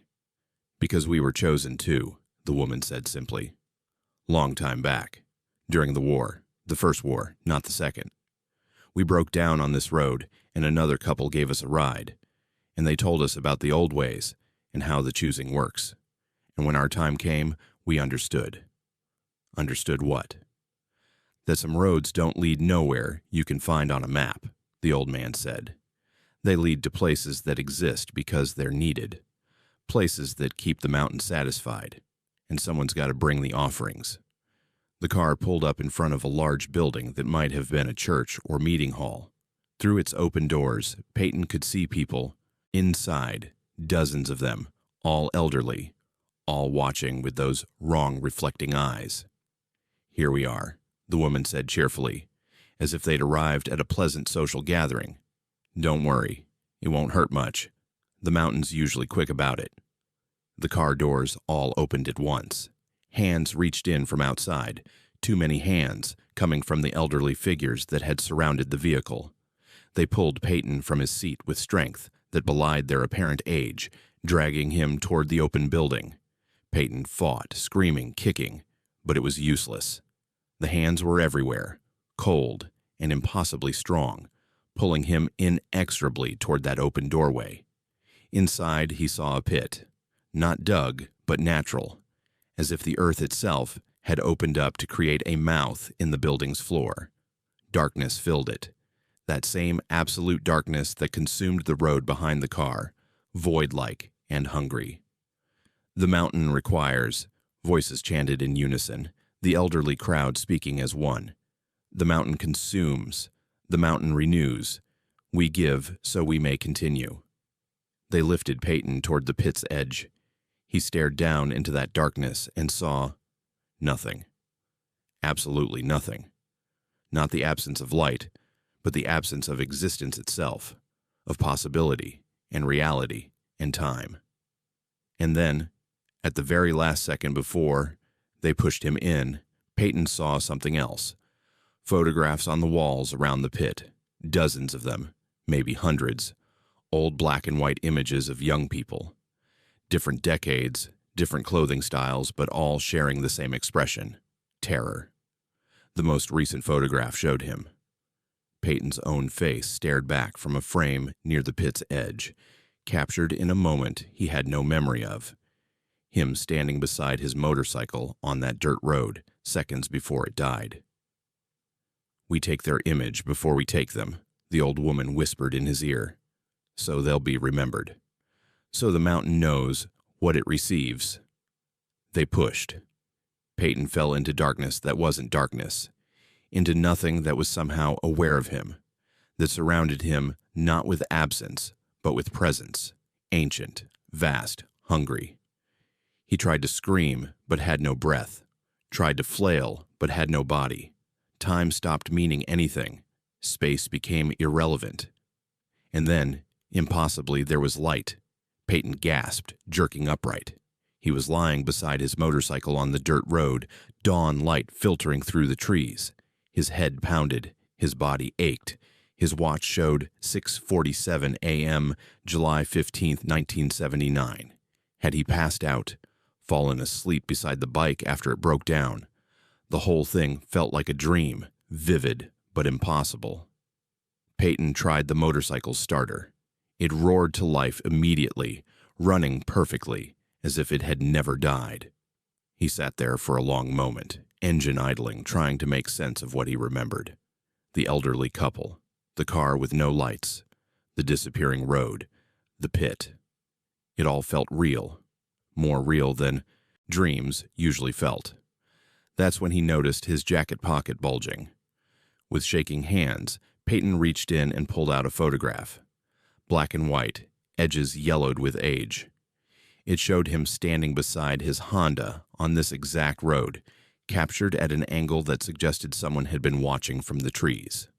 But the photograph was dated, stamped on the back in faded ink, July 14th, 1889, 90 years before he was born. Peyton looked at his motorcycle, his hands, his clothes. Everything seemed normal, real, present. But the photograph in his hand insisted otherwise, insisted he'd been photographed almost a century before his own existence. He gunned the engine and fled that road, not stopping until he reached a main highway with traffic and other people.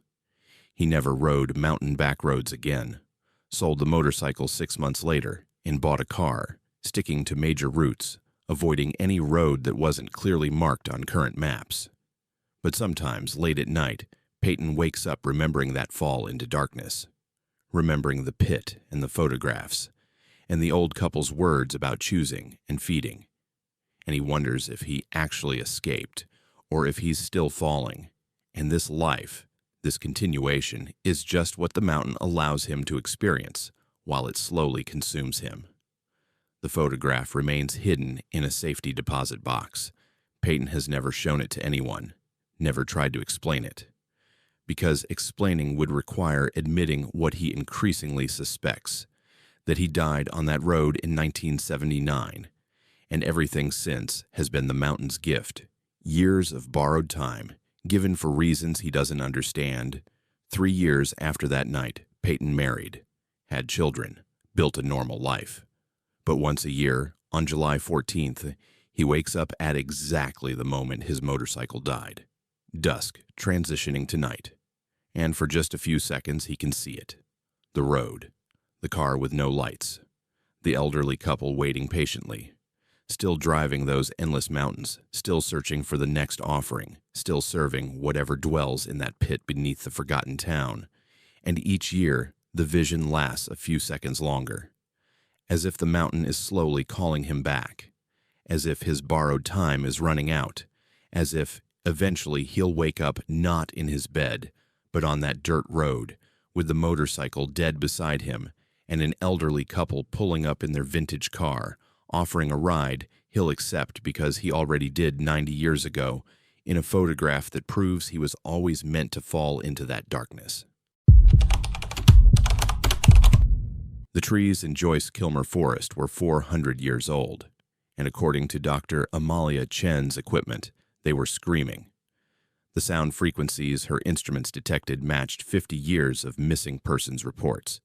Names, dates, and final words encoded in patterns that shouldn't exist in nature. September 2022 brought Dr. Amalia Chen to the Joyce Kilmer Memorial Forest in North Carolina with research equipment, ambitious hypotheses, and a partner she trusted with her life. At 39, Amalia had spent 15 years studying old-growth forest ecosystems, publishing papers on tree communication networks, mycorrhizal connections, and the complex chemical languages that connected ancient forests into what some researchers called superorganisms.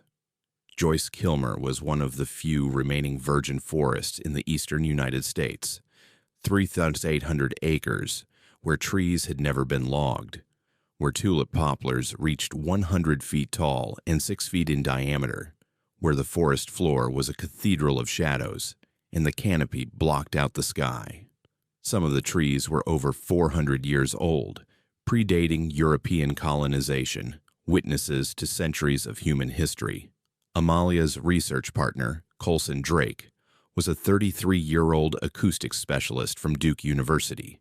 Together, they designed an experiment to measure ultra-low frequency sounds produced by trees, sounds humans couldn't hear, but that might represent a form of communication or warning system. They'd set up their equipment at dusk on September 15th, placing sensitive microphones and vibration sensors on 20 different trees throughout a 2-acre section of old-growth forest. The plan was simple. Record overnight, collect data at dawn, analyze the patterns to see if the trees produced coordinated signals in response to environmental stressors. Readings are stable, Colson said at 8 p.m., checking the laptop connected to their sensor array. Background noise levels are actually lower than I expected. These trees are good at absorbing sound. Amalia sat on a fallen log, eating a granola bar and watching the last light fade from the canopy overhead. 400 years, she murmured. Think about what these trees have survived. Droughts, storms, diseases. They've developed strategies we're only beginning to understand. You think they're actually communicating, like intelligently? Colson asked, not mockingly but genuinely curious. Define intelligence, Amalia replied with a slight smile. If a tree can send chemical signals through root networks to warn other trees about insect infestations, if they can share nutrients through fungal connections, if they can adapt their growth patterns based on information from their neighbors, isn't that a form of collective intelligence? At 11:47 p.m., the equipment started detecting anomalies.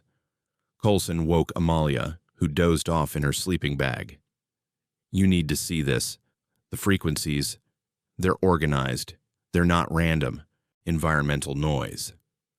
Amalia stumbled to the laptop, sleep clearing from her mind as she saw the data. The trees were producing ultra-low frequency sounds in coordinated patterns, pulses that moved through the forest in waves, originating from the oldest trees and spreading outward. This is incredible, Amalia breathed, her hands flying over the keyboard to adjust filters and isolate specific frequency bands. Colson, this is exactly what we hypothesized. They're communicating. They're actually communicating. But as she analyzed the patterns more closely, her excitement turned to confusion, then to something approaching fear.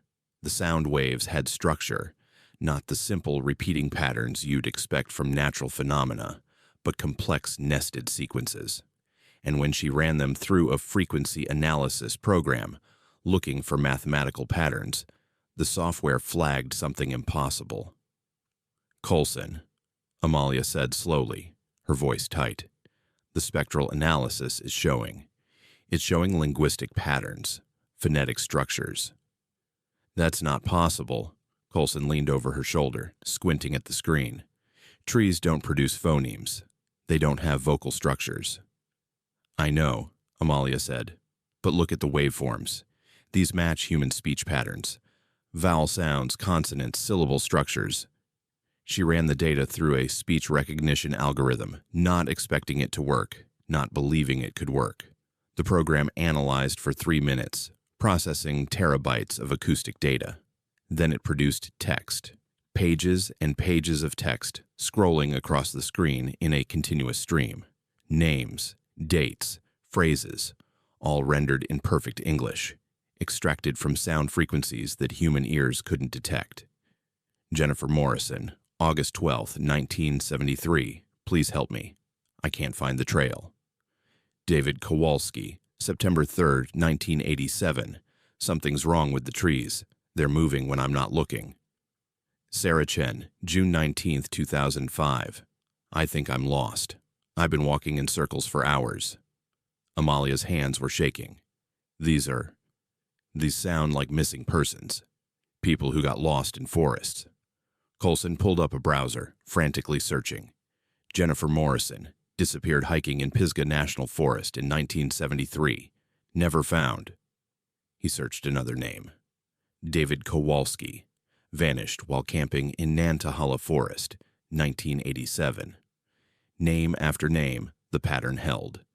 Every person mentioned in the tree's acoustic emissions corresponded to a real missing person report from Appalachian forests over the past 50 years. "This can't be real," Amalia whispered, but her scientific training was screaming that it was. The data was clean. The analysis was sound. The trees were somehow producing speech, human voices, human pleas for help.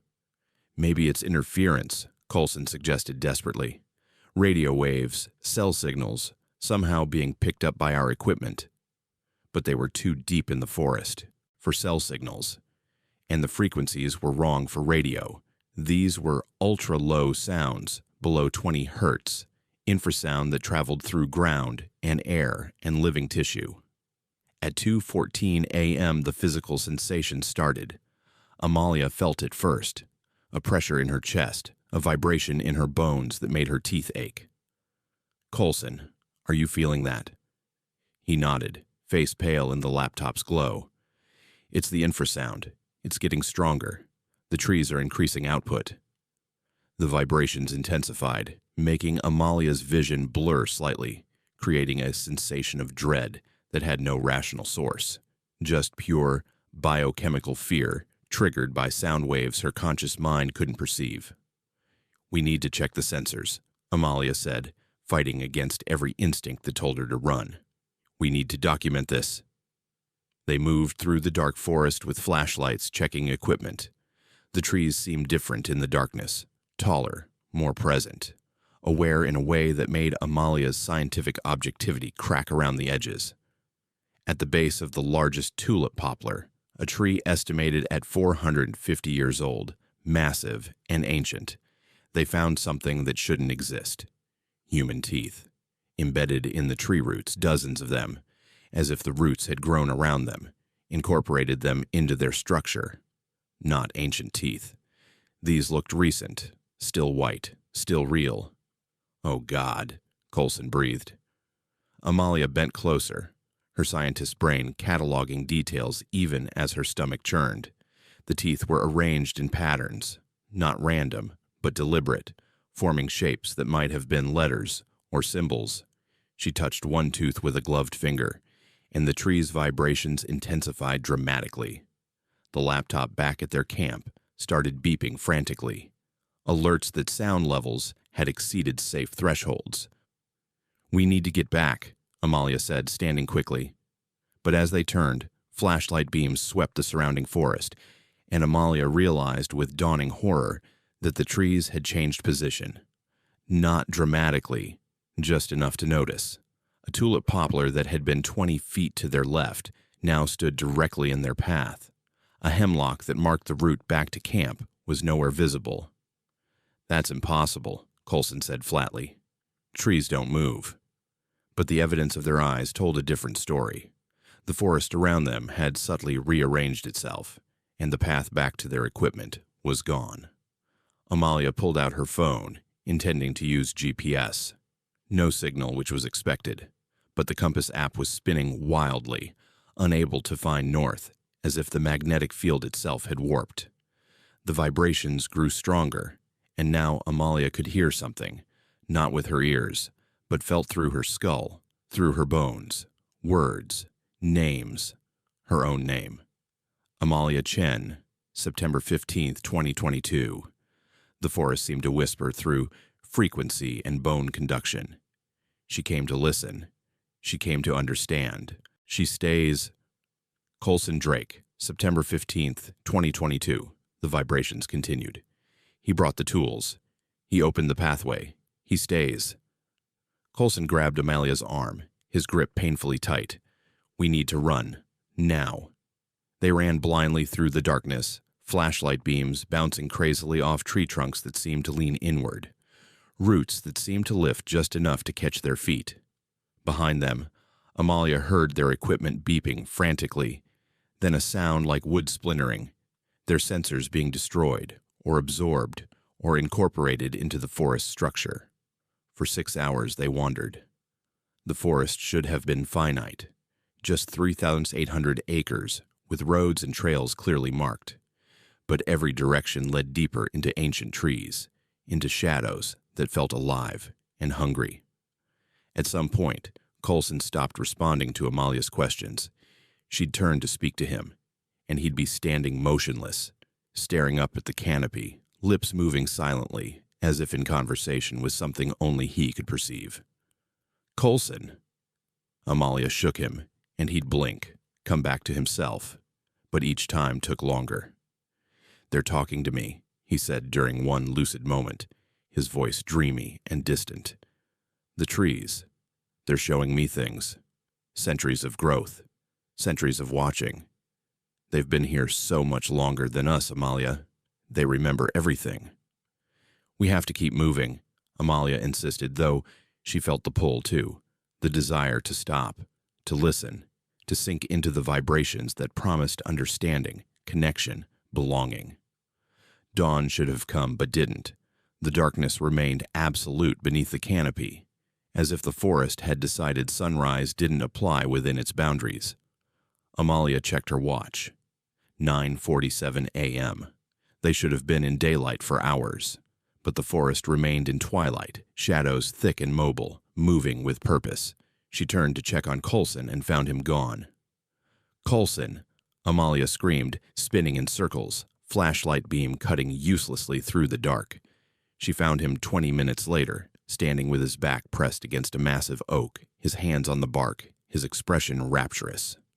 Roots had begun growing over his boots, thin tendrils that seemed to emerge from the ground and wrap around his ankles with disturbing speed. "It's beautiful," Coulson whispered. "Amalia, they're showing me everything, every voice they've preserved, every person who became part of the network. We're not disappearing. We're being invited to join something vast and ancient and—" Amalia grabbed his arm and pulled hard. The roots resisted but broke with wet, tearing sounds that seemed almost wounded. Coulson screamed, doubling over in pain that made no physical sense. He hadn't been hurt, the roots hadn't punctured skin, but he screamed as if something vital had been severed. "We're leaving," Amalia said through gritted teeth, dragging her partner away from the tree. "Now!" They stumbled forward, and suddenly, impossibly, they were at the parking lot. Their vehicles sat exactly where they'd left them. Morning sunlight streaming through normal forest, birds singing, the sound of distant traffic audible. They drove away without speaking, without looking back, leaving thousands of dollars of equipment in the forest. 3 days later, rangers went to retrieve the equipment. They found nothing, no sensors, no laptops, no camping gear. The forest floor in the area Amalia described showed no signs of recent human presence. But they did find one thing: acoustic recordings from the park's own monitoring equipment, standard sensors used to track wildlife. The recordings from September 15, 16 showed anomalous ultra-low frequency activity, patterns too complex to be natural, too organized to be random. And when a curious technician ran the data through speech recognition software, it produced text. Just 2 entries, dated September 16, 2022, 6:03 a.m. Amalia Chen escaped, rejected the network, refused to join. Coulson Drake remains, integrated, connected, complete. Amalia left academia 3 weeks later. No explanation, no goodbye to colleagues, just a resignation letter and an empty office. She moved to Phoenix, Arizona, as far from old-growth forests as she could manage while staying in the United States. Coulson was listed as a missing person. Search teams combed Joyce Kilmer Forest for 2 weeks, finding nothing. His family held a memorial service 6 months later. But Amalia knows different. She still has recordings on a hard drive she keeps locked away, afraid to delete them, unable to destroy the evidence. And sometimes, late at night, she plays them back through headphones, running the data through her software. New names appear regularly in the tree's transmissions: hikers, campers, researchers, people who go into old-growth forests and don't come back. Each one added to the network, each voice preserved in wood and root and ancient memory. And there, repeated in every recording since that night, Coulson Drake, September 16, 2022, integrated, connected, calling for Amalia Chen, asking her to return, to complete the research, to understand what he understands now, that the forest isn't cruel, it's hungry for knowledge, for consciousness, for voices to add to its centuries-long conversation. Amalia hasn't returned to Joyce Kilmer. She can't bear forests anymore, not even city parks with old trees, because she knows that if she listens closely enough, if she pays attention to the vibrations she can't quite hear, the frequencies just below perception, she'll hear them calling her name, promising understanding, offering connection to something vast and ancient, asking her to come home to trees that remember everything, that preserve everyone, that never let anyone truly leave. Shawn emerged from the abandoned tunnel into sunlight that felt wrong. The shadows fell at impossible angles, and the railroad camp on the other side existed in 1860. His camera had somehow captured audio of voices calling his name from 8 years in the future, voices that knew things about him he hadn't lived yet. Shawn Dawson had been documenting abandoned infrastructure for 10 years, and the old railroad tunnel near Tunnel Hill, Georgia, should have been just another entry in his catalog of forgotten American history.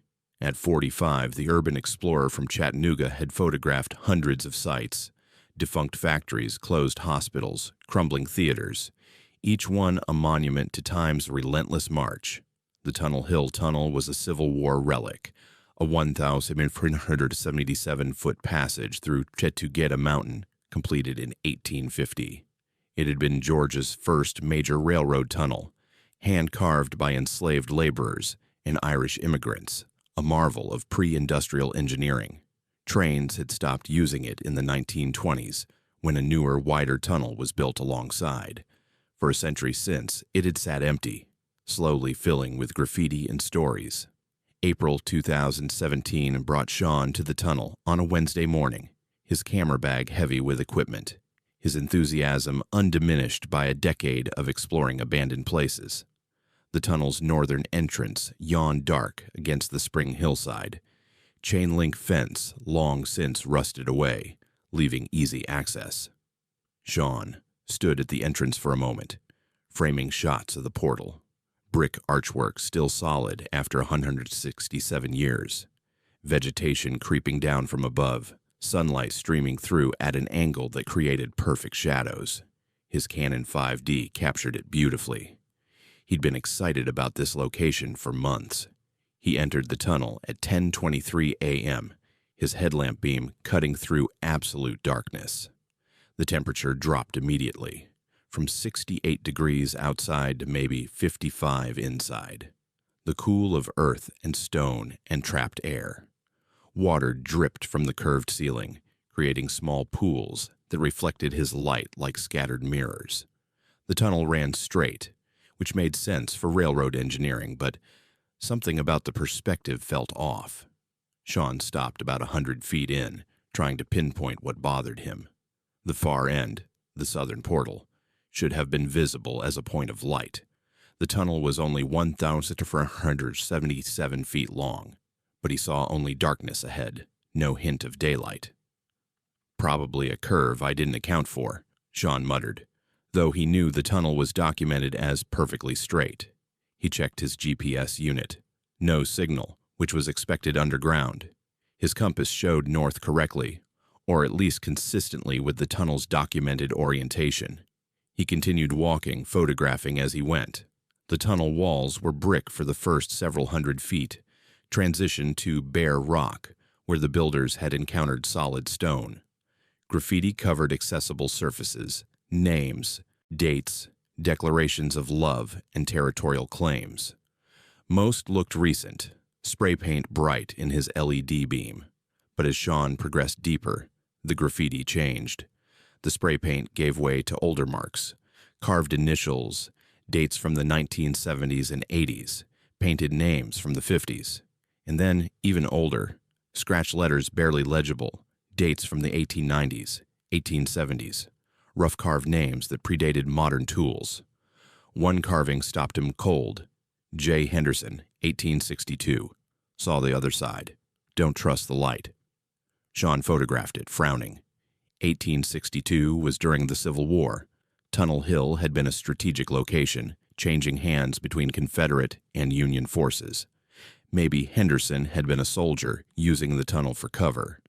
The sound reached him gradually, not sudden, but growing like approaching from a great distance, rhythmic, metallic, the unmistakable sound of a steam locomotive.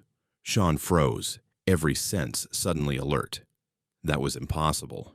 No trains had used this tunnel since the 1920s, and he hadn't heard any warning sounds from outside. No horn, no modern diesel rumble. This sounded like an antique steam engine, the hiss and chug of 19th century technology. The sound grew louder, echoing strangely in the tunnel. It seemed to come from ahead, from the darkness where the southern portal should be, but also from behind, from the entrance he'd used, and impossibly from the walls themselves, as if the sound traveled through stone. Shawn's headlamp flickered. Once. Twice. The LED should have been good for hours on a fresh battery. He tapped it, and the beam steadied. But the light looked different. Yellower. Warmer. Like gaslight rather than electric. Ahead, light appeared. Not daylight, oil lamps or torches, flame light that danced and shifted, and with it, voices. Men shouting in accents that sounded old, calling out instructions in language that was English, but structured oddly, phrased in ways no one spoke anymore. Shawn moved forward almost unconsciously, drawn by the light and sound. The tunnel seemed to stretch, distance becoming fluid.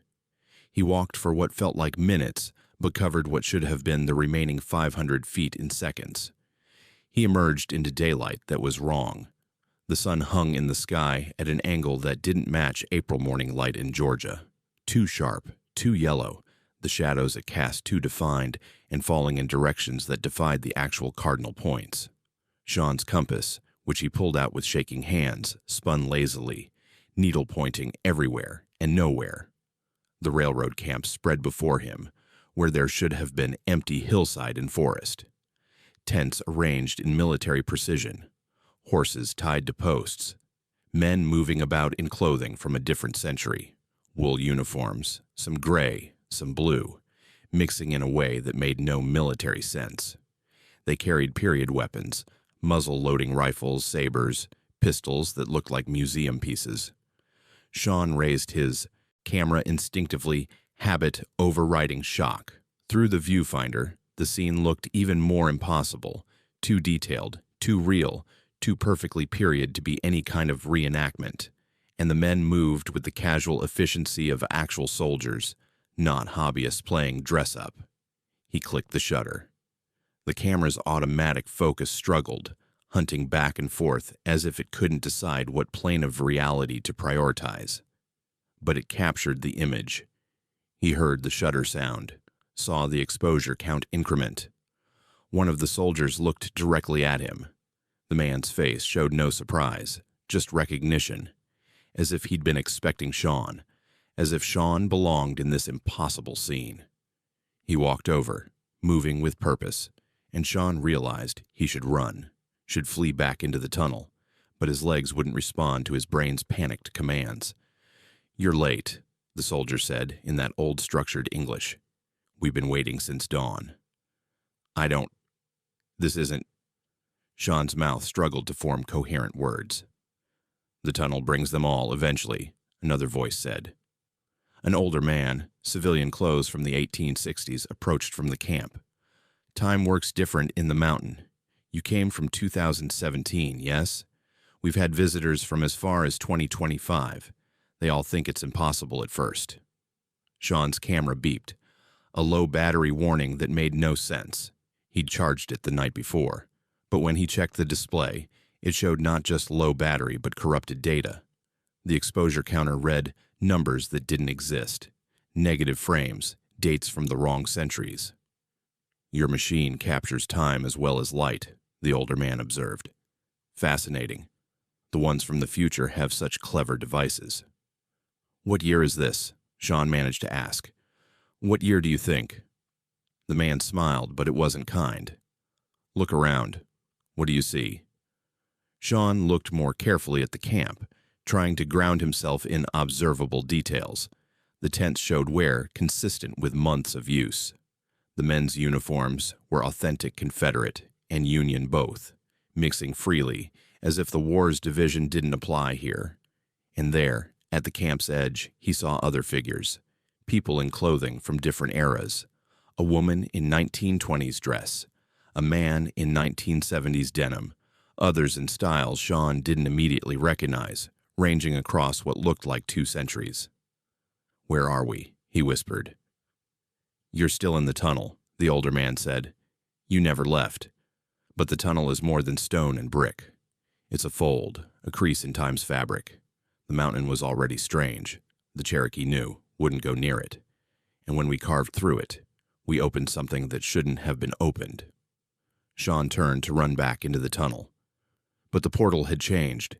It now opened not to darkness but to a different kind of light, electric fluorescent, modern and harsh.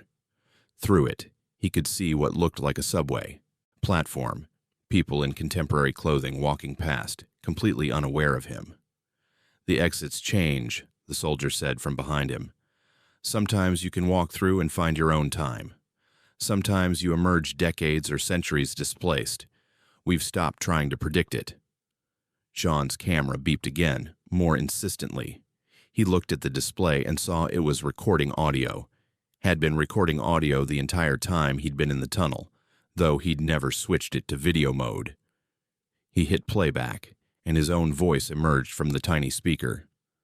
"Shawn, if you're hearing this, don't go back through. I tried 3 times and ended up in worse places. This is 2025, Shawn. You've been in the tunnel for 8 years, from your perspective, but only hours from the outside world's. Don't trust the portal that looks like home. Take the one that smells like diesel." "That's not possible," Shawn said aloud. "I didn't record that." "You will," the older man said. "Or you did. Or you're doing it now in some configuration of time that exists alongside this one. The mountain doesn't care about linear progression." More audio played from his camera, voices Shawn recognized as his own, speaking at different ages, from different periods. One sounded younger, frightened. "Mom, if you're listening to this somehow, I didn't mean to disappear. I'm trying to find my way back." Another sounded older, resigned. "To whoever finds this camera, the tunnel is a trap. There's no going back to your original time. You can only move forward or sideways through other people's presence. Shawn ran, not toward any specific portal, just away from the camp, away from the soldiers and civilians and the terrible weight of implication in that recorded audio. He sprinted across the impossible landscape, where the ground felt solid but slightly wrong, where his footsteps made sounds that echoed before they should. A portal opened ahead, not in the tunnel but in empty air, a rectangle of different light that showed a familiar view, the northern entrance of the Tunnel Hill Tunnel, spring morning sunshine, his truck parked where he'd left it. Shawn dove through without thinking. He hit gravel hard, rolling, his camera banging against his ribs. Pain meant reality, meant physical consequences in a normal world. He scrambled to his feet, gasping, and looked back at the tunnel entrance. Just a dark portal in a hillside, exactly as it should be. No impossible camp, no soldiers from a century and a half ago, just empty mountain and the sound of birds and distant traffic on Highway 41. Shawn checked his watch, 10:47 a.m. He'd been in the tunnel for 24 minutes, not hours, not 8 years, 24 minutes, but his camera told a different story. When he reviewed the images, he found hundreds of photographs he didn't remember taking. The railroad camp, the soldiers, the displaced people, scenes from what looked like different decades all jumbled together. The timestamps were impossible, ranging from 1862 to 2025, with his camera's internal clock somehow capturing images from 160 years across a spectrum of lost time. And the audio files, hours of them, all his voice at different ages, recording warnings and observations and desperate pleas. One file, dated 8 years in his future, April 17, 2025, contained instructions, GPS coordinates, specific times to enter the tunnel, descriptions of portals to avoid, and ones that might lead home. Shawn never entered another abandoned structure. He quit urban exploration that day, selling his equipment, closing his blog, deleting his social media accounts dedicated to documenting forgotten places. He moved to Atlanta, as far from Tunnel Hill as he could manage while staying in Georgia, and found work as an IT technician, inside, fluorescent lit, achingly normal. But the camera haunted him. He couldn't bring himself to destroy it, couldn't delete the impossible images and audio files. Sometimes, late at night, he'd review them, watching himself age through photographs that didn't exist yet, listening to his own voice, warning him about choices he hadn't made. The April 17, 2025 recording became an obsession. In it, future Shawn spoke for 17 minutes, providing detailed instructions on how to navigate the tunnel's temporal labyrinth. But he also mentioned things present Shawn hadn't lived through yet: a sister's wedding, a father's death, a job promotion, a car accident, and all of them came true, exactly as described, on the exact dates mentioned. As 2025 approached, Shawn found himself drawn back to Tunnel Hill. Not because he wanted to. He had nightmares about that railroad camp, woke up hearing soldiers calling his name. But the recording from his future self had given explicit instructions. You must make this recording on April 17, 2025 at 10:23 a.m. The loop only works if we all follow the same path. Bring the camera. Enter from the north. Count 487 steps. You'll know what to do. On April 16, 2025, Shawn packed his camera. The one that had been in the tunnel 8 years earlier. The one that somehow already contained recordings from tomorrow. He didn't want to go. Every rational instinct screamed against it. But if he didn't go, if he didn't make that recording, then how had he heard it in 2017? If he broke the loop, what happened to causality, to the timeline that had brought him to this moment? Well, the next morning, April 17th, 2025, Shawn drove to Tunnel Hill. The tunnel entrance looked exactly as it had 8 years ago. Dark portal, rusty chain link, spring morning sunshine falling at angles that felt wrong. He checked his watch, 10:22 a.m., 1 minute until the timestamp on the recording. Shawn took a breath and stepped into darkness. The tunnel swallowed him whole. He was never seen again. But his camera, found 3 days later by hikers just inside the northern portal, contained one new recording. Dated April 17, 2025, timestamp 10:23 a.m., running 17 minutes long. His voice, older and tired, giving detailed instructions to his younger self. And at the end, a whisper barely audible. "I've been here 8 years. The camp is real. They're all real. Time doesn't end in the tunnel. It just keeps folding back on itself. If you're listening to this in 2017, Shawn, don't come back in 2025. Break the loop. Let it end with me." But it was too late. The recording had already existed for 8 years. The loop was already closed. And somewhere in a fold of time beneath Chetugeta Mountain, Shawn walked through a railroad camp that had never stopped existing, had never finished happening, where every moment between 1860 and forever played out simultaneously in tunnels that went nowhere and everywhere at once. 30 teenagers went to sleep in a remote mountain hollow and woke simultaneously at 4:12 a.m. to discover 5 days had vanished, and their adult counselors had disappeared without trace. What Hadassah and the other survivors remember from that single night doesn't match the calendar, doesn't match their injuries, and doesn't match the abandoned altar they found in woods that shouldn't exist. July 1992 brought 18-year-old Hadassah Winters to a church youth camp in a remote hollow near Grundy, Virginia, with high hopes and innocent faith. She'd grown up in Bristol, raised in a Baptist household, where summer church camp was as inevitable as cicadas and humidity. This year's camp promised to be special, a week of fellowship, Bible study, and hiking in the Appalachian Mountains, away from the distractions of MTV and mall culture. The hollow chosen for the camp was accessible only by a winding dirt road that climbed and descended through dense forest for miles. The church had rented it from a family in Grundy, who assured them it was perfect for camping. Flat meadow, creek for water, surrounded by mountains that created a natural amphitheater. Hadassah arrived on Sunday, July 12th, riding in a church van with 9 other teenagers from Bristol. 2 other vans brought kids from neighboring towns.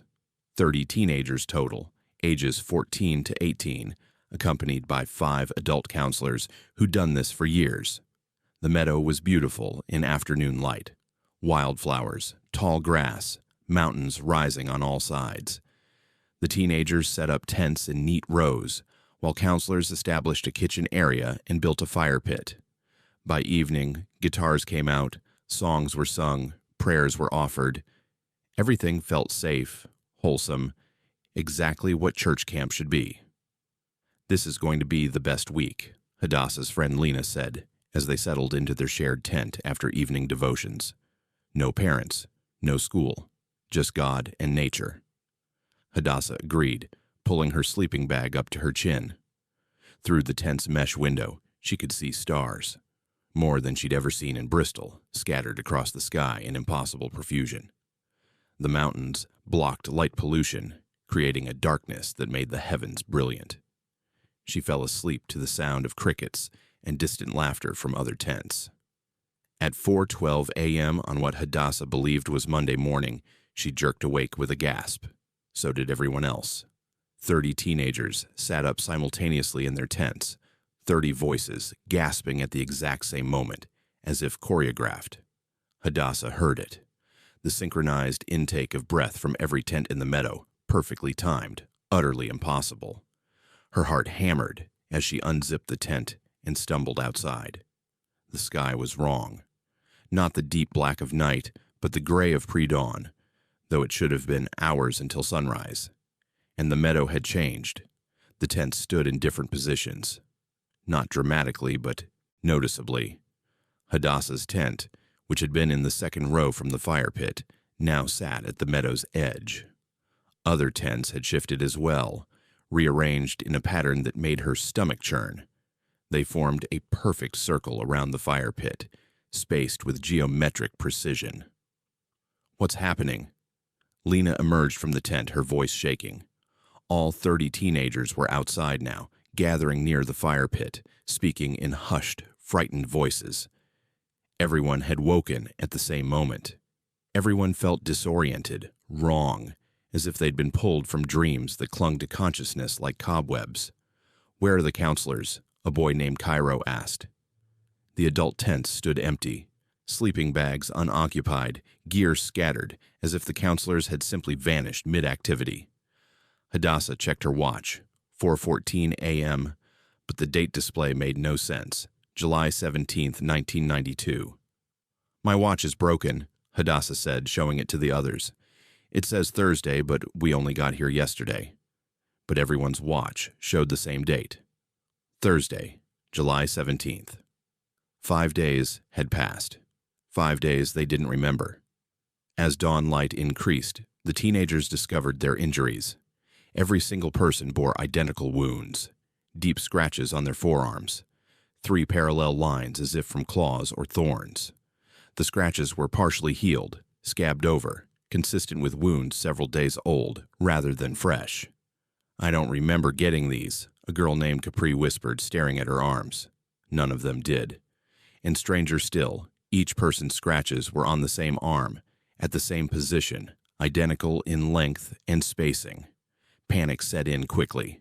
30 terrified teenagers, ages 14 to 18, alone in a remote hollow with no adults, no explanation, and 5 missing days.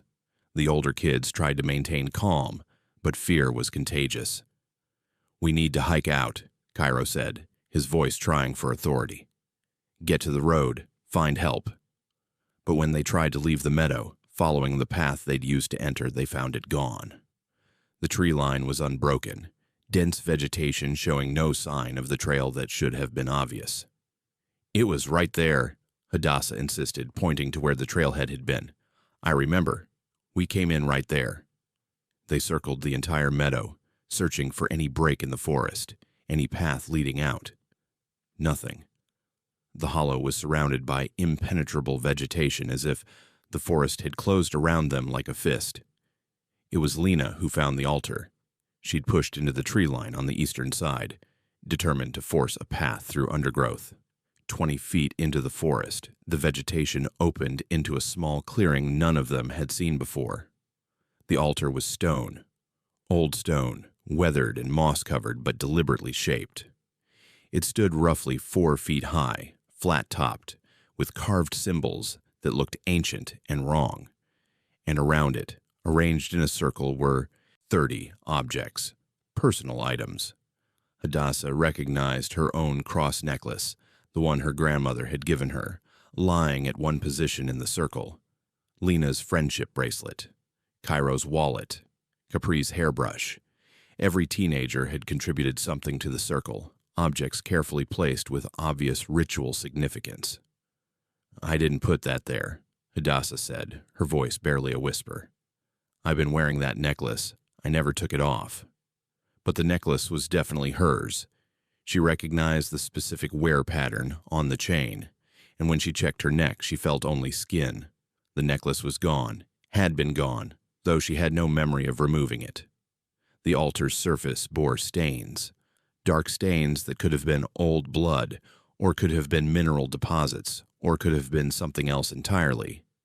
And carved into the stone, barely visible beneath moss and age, were more symbols, shapes that hurt to look at directly, that made Hadassah's eyes water and her head ache. "We need to leave," Capri said, backing away from the altar. "We need to leave right now." But they couldn't leave. Every direction led deeper into forest that seemed endless.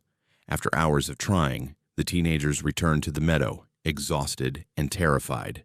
That's when Cairo found the counselor's belongings arranged ritualistically around a different stone formation at the meadow's western edge. 5 piles of clothes, personal effects, even watches and jewelry, organized with the same geometric precision as the tents. But no bodies, no blood, no sign of the counselors themselves. Night fell again, and the teenagers huddled together in the center of the meadow, too frightened to sleep in the rearranged tents. Hadassah sat with her arms around her knees, mind racing through fragments that might be memories or might be dreams. walking through dark forest, following lights that floated like fireflies, standing in a circle with the other teenagers, all of them moving in synchronized motions like puppets. The counselors' faces terrified as they were led somewhere by the group. The altar, and something on it, and sounds that shouldn't come from human throats. "Does anyone remember?" Hadassah asked the group quietly. "Anything from the missing days?" Slowly, hesitantly, others began sharing fragments. Lena remembered singing, not church songs, but something older, in a language she didn't recognize. Cairo remembered pain in his arms, scratching himself on purpose, everyone scratching themselves in unison. Capri remembered the counselors begging them to stop, to wake up, to remember who they were. "We did something," a boy named Wilder said, his voice breaking. "We did something terrible. I can feel it, but I can't remember what." On the third morning, or what they believed was the third morning after waking, rescue came. Voices calling from the tree line, flashlights cutting through fog, state police in search, and rescue teams flooding into the meadow. The teenagers were found wandering the meadow, disoriented and injured, exactly as they would be after surviving 5 days alone in the wilderness. But the official timeline made no sense with their experiences. According to the rescuers, the group had been reported missing on Monday, July 13th, when they failed to check in. Search teams had been looking for 5 days. Today was Friday, July 17th. The timeline matched the teenagers' watches, but not their memories. And according to official reports, the church had never rented this hollow. The family in Grundy denied any knowledge of a reservation. No paperwork existed. The meadow itself wasn't on property owned by anyone. It existed in a gap between surveyed plots, a space that maps didn't acknowledge. The 5 counselors were never found. Extensive searches turned up nothing. No bodies, no personal effects beyond what the teenagers had found arranged at the meadow's edge, as if 5 adults had simply ceased to exist. Medical examinations confirmed the teenagers' identical injuries. 3 parallel scratches on each person's left forearm, partially healed, age consistent with being 3 to 5 days old. But no medical explanation for how 30 people received identical wounds in identical locations. Psychiatrists interviewed each teenager separately. All 30 told different versions of the same impossible story: waking simultaneously, missing days, rearranged tents, the altar in the forest. But under pressure from parents and authorities who insisted they must have experienced some kind of mass hysteria or been drugged, many recanted. Official records state that the group experienced a traumatic event involving their counselors, who likely abandoned them, and that survival stress created false shared memories. The case was closed, but Hadassah knows different. She still has nightmares, vivid, detailed, shared with the others. They hold annual gatherings now, the 30 survivors, meeting each July 17th to remember what they can't quite recall and mourn what they lost in that hollow. 3 of the 30 have committed suicide over the years since 1992. 2 others disappeared, under circumstances eerily similar to the counselors. Personal effects left behind, no trace of their bodies. The remaining 25 carry scars both visible and invisible. Hadassah, now 51, teaches at an elementary school in Bristol. She's married, has children, lives a normal surface life. But she can't wear necklaces. They make her skin crawl, remind her of the cross she never remembers removing. And she avoids mountain hollows, avoids places where mountains cup valleys like hands. Every year on July 17th, at exactly 4:12 a.m., all 25 remaining survivors wake simultaneously. They've tested it, called each other, confirmed it across time zones and continents. No matter where they are, they wake at that moment, or what that moment would be in Eastern Time. And for just a few seconds after waking, before consciousness fully returns, they remember. Standing in a circle around the altar, the counselors tied to the stone, their own hands stained and working, voices that weren't their own speaking through their mouths. and something ancient and hungry that had waited in that hollow for decades, waiting for the right group, the right number, the right innocence to corrupt. The hollow near Grundy has been abandoned since 1992. Local property records still show the gap, the unmapped space. Occasionally, churches or youth groups inquire about renting land in the area. Local residents always refuse, though they can't quite articulate why. But sometimes, hikers report finding a meadow that doesn't appear on maps. A meadow arranged in perfect circles, 30 positions where tents might once have stood. And in the forest at the eastern edge, if you push through undergrowth that tries to turn you back, there's an altar. 30 objects still circle it. Personal items from 1992, weathered but present. A cross necklace, a friendship bracelet, a wallet. Objects that wait for their owners to return, or for new owners to complete what was started but never finished. Because the ritual wasn't complete, that's what Hadassah believes. What she tells the others at their annual gatherings. Whatever they started in those 5 missing days, they didn't finish. The counselors intervened, or the teenagers' own humanity resurged, or some other force stopped the completion. But unfinished rituals don't disappear. They wait, they persist, they call, and every July 17th, 25 people scattered across America wake at 4:12 a.m. with the same thought, the same pull, the same compulsion to return to a hollow that shouldn't exist and finish what they started 33 years ago. So far, they've all resisted. But the pull grows stronger each year, and Hadassah knows, with terrible certainty, that eventually one of them will answer. We'll drive through the night to Grundy, Virginia. We'll find the unmapped meadow. We'll stand before the altar with their scratched arms and missing memories. And when that happens, when the first one returns, the others will follow. All of them, pulled by the same force that synchronized their waking, that arranged their tents, that made 30 individuals into one terrible instrument. The hollow is waiting. The altar is waiting. And something beneath the mountains remembers exactly what they promised, in voices that weren't their own during 5 days they can't recall. The fog moved like something alive across the Highland meadows, following Emmitt specifically while revealing visions that felt more real than memory. When it finally lifted 3 days later, the 36-year-old software engineer had aged 15 pounds thinner and understood with terrible clarity that everything painful he'd ever tried to forget had found him in that impossible mist. November 2023 brought Emmitt Palmer to the Roan Highlands seeking solitude, clear air, and distance from the life he'd been steadily dismantling for months. At 36, the software engineer from Knoxville had reached what people politely called a rough patch. Divorce finalized, job terminated, apartment lease expired, future completely uncertain. The Roan Highlands straddled the Tennessee-North Carolina border at 6,285 feet elevation, creating the largest natural grassy bald in the Appalachian Mountains. Unlike forested peaks, the highlands opened into sprawling meadows that rolled like green waves between sky and earth, offering views that stretched to infinity on clear days. Emmitt had hiked the highlands 12 times during happier years, often with his ex-wife Sarah, sometimes with friends who'd gradually stopped calling after the divorce turned ugly. Today he came alone, carrying a lightweight pack with overnight gear and no particular plan beyond walking until something inside him settled.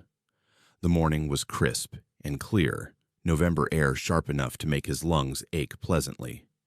Emmitt started from Carver's Gap, ascending through mountain laurel thickets onto the open balds where grass rustled in constant wind.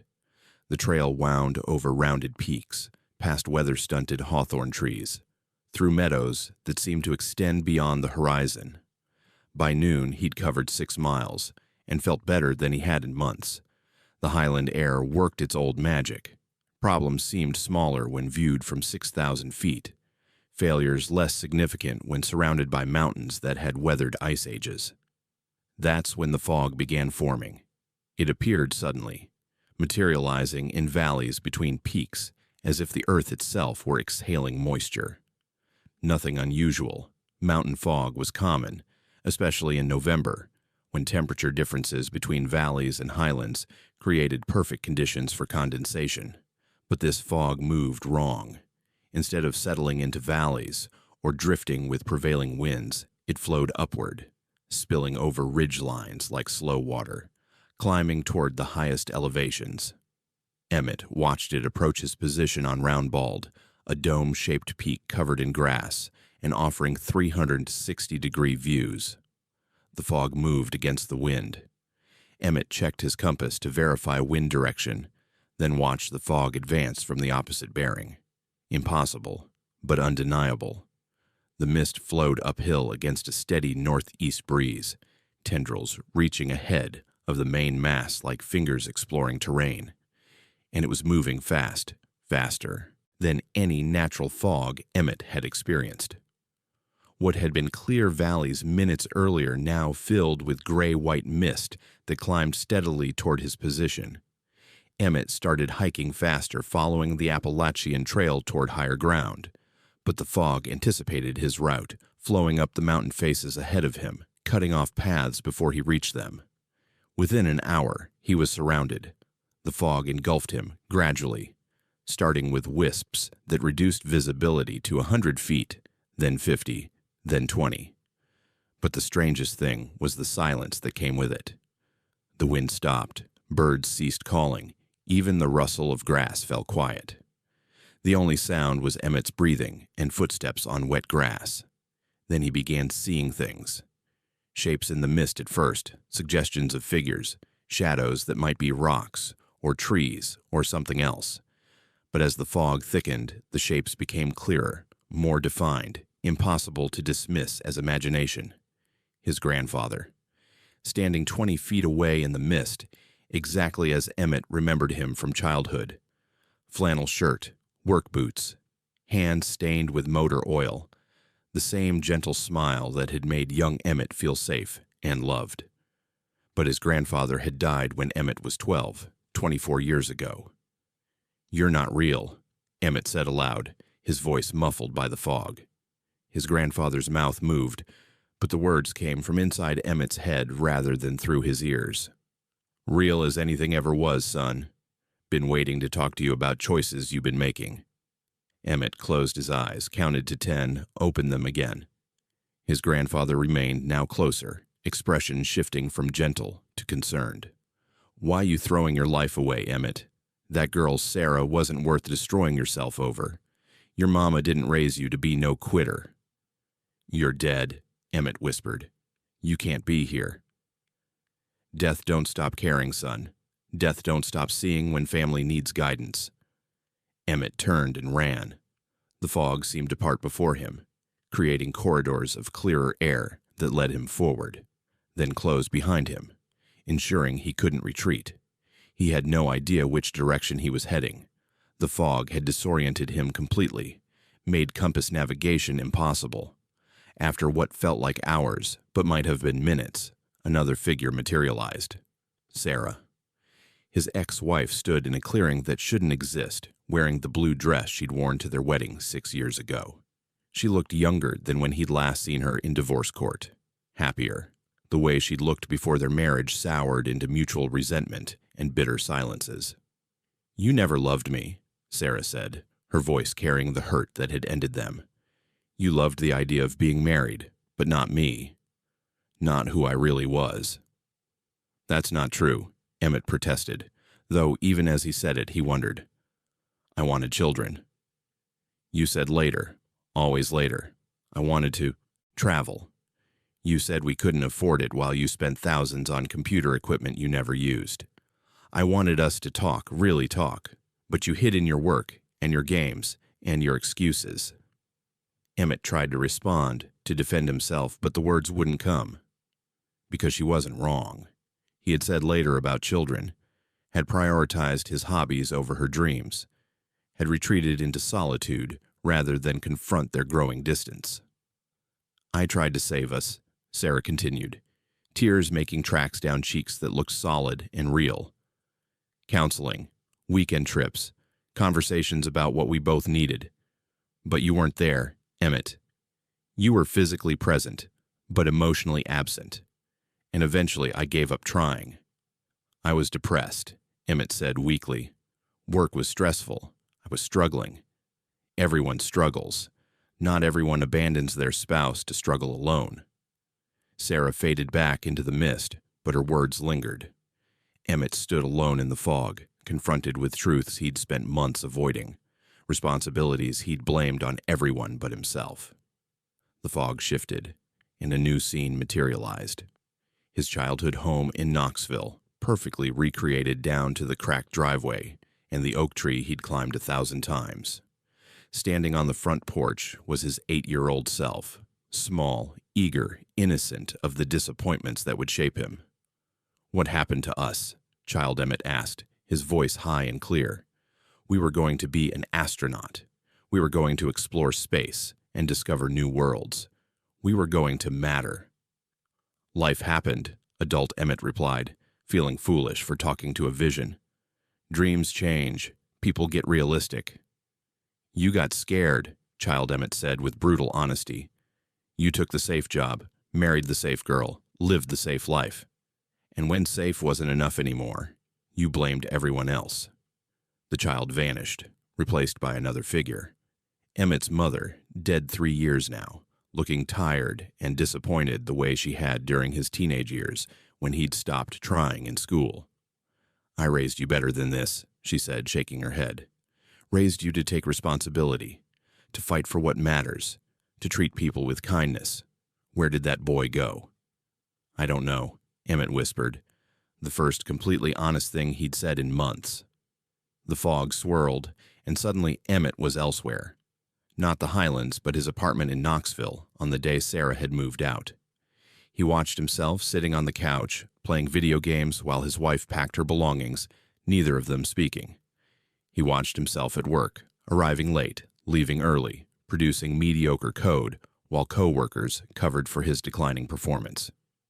He watched himself at family gatherings, present but disengaged, checking his phone while relatives tried to include him in conversations. Pattern after pattern of withdrawal, avoidance, self-sabotage. The fog showed him moment after moment when he could have chosen differently, could have engaged, could have tried, could have fought for his relationships instead of passively watching them decay. Then the visions shifted to the future. Emmitt saw himself at 50, alone in a studio apartment, overweight and bitter, ranting online about how everyone had failed him.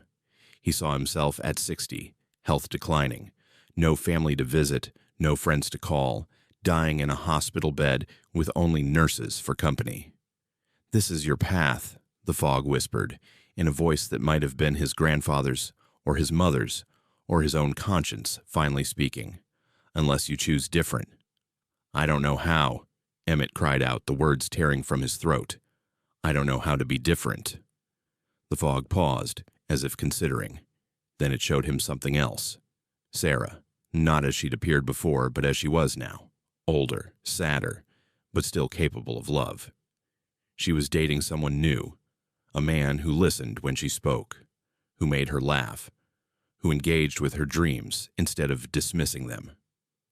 "Too late for her," the fog voice said, "but not too late for you. Not too late to honor what she tried to teach you. Not too late to become the man she believed you could be." Emmitt collapsed to his knees, in wet grass he couldn't see.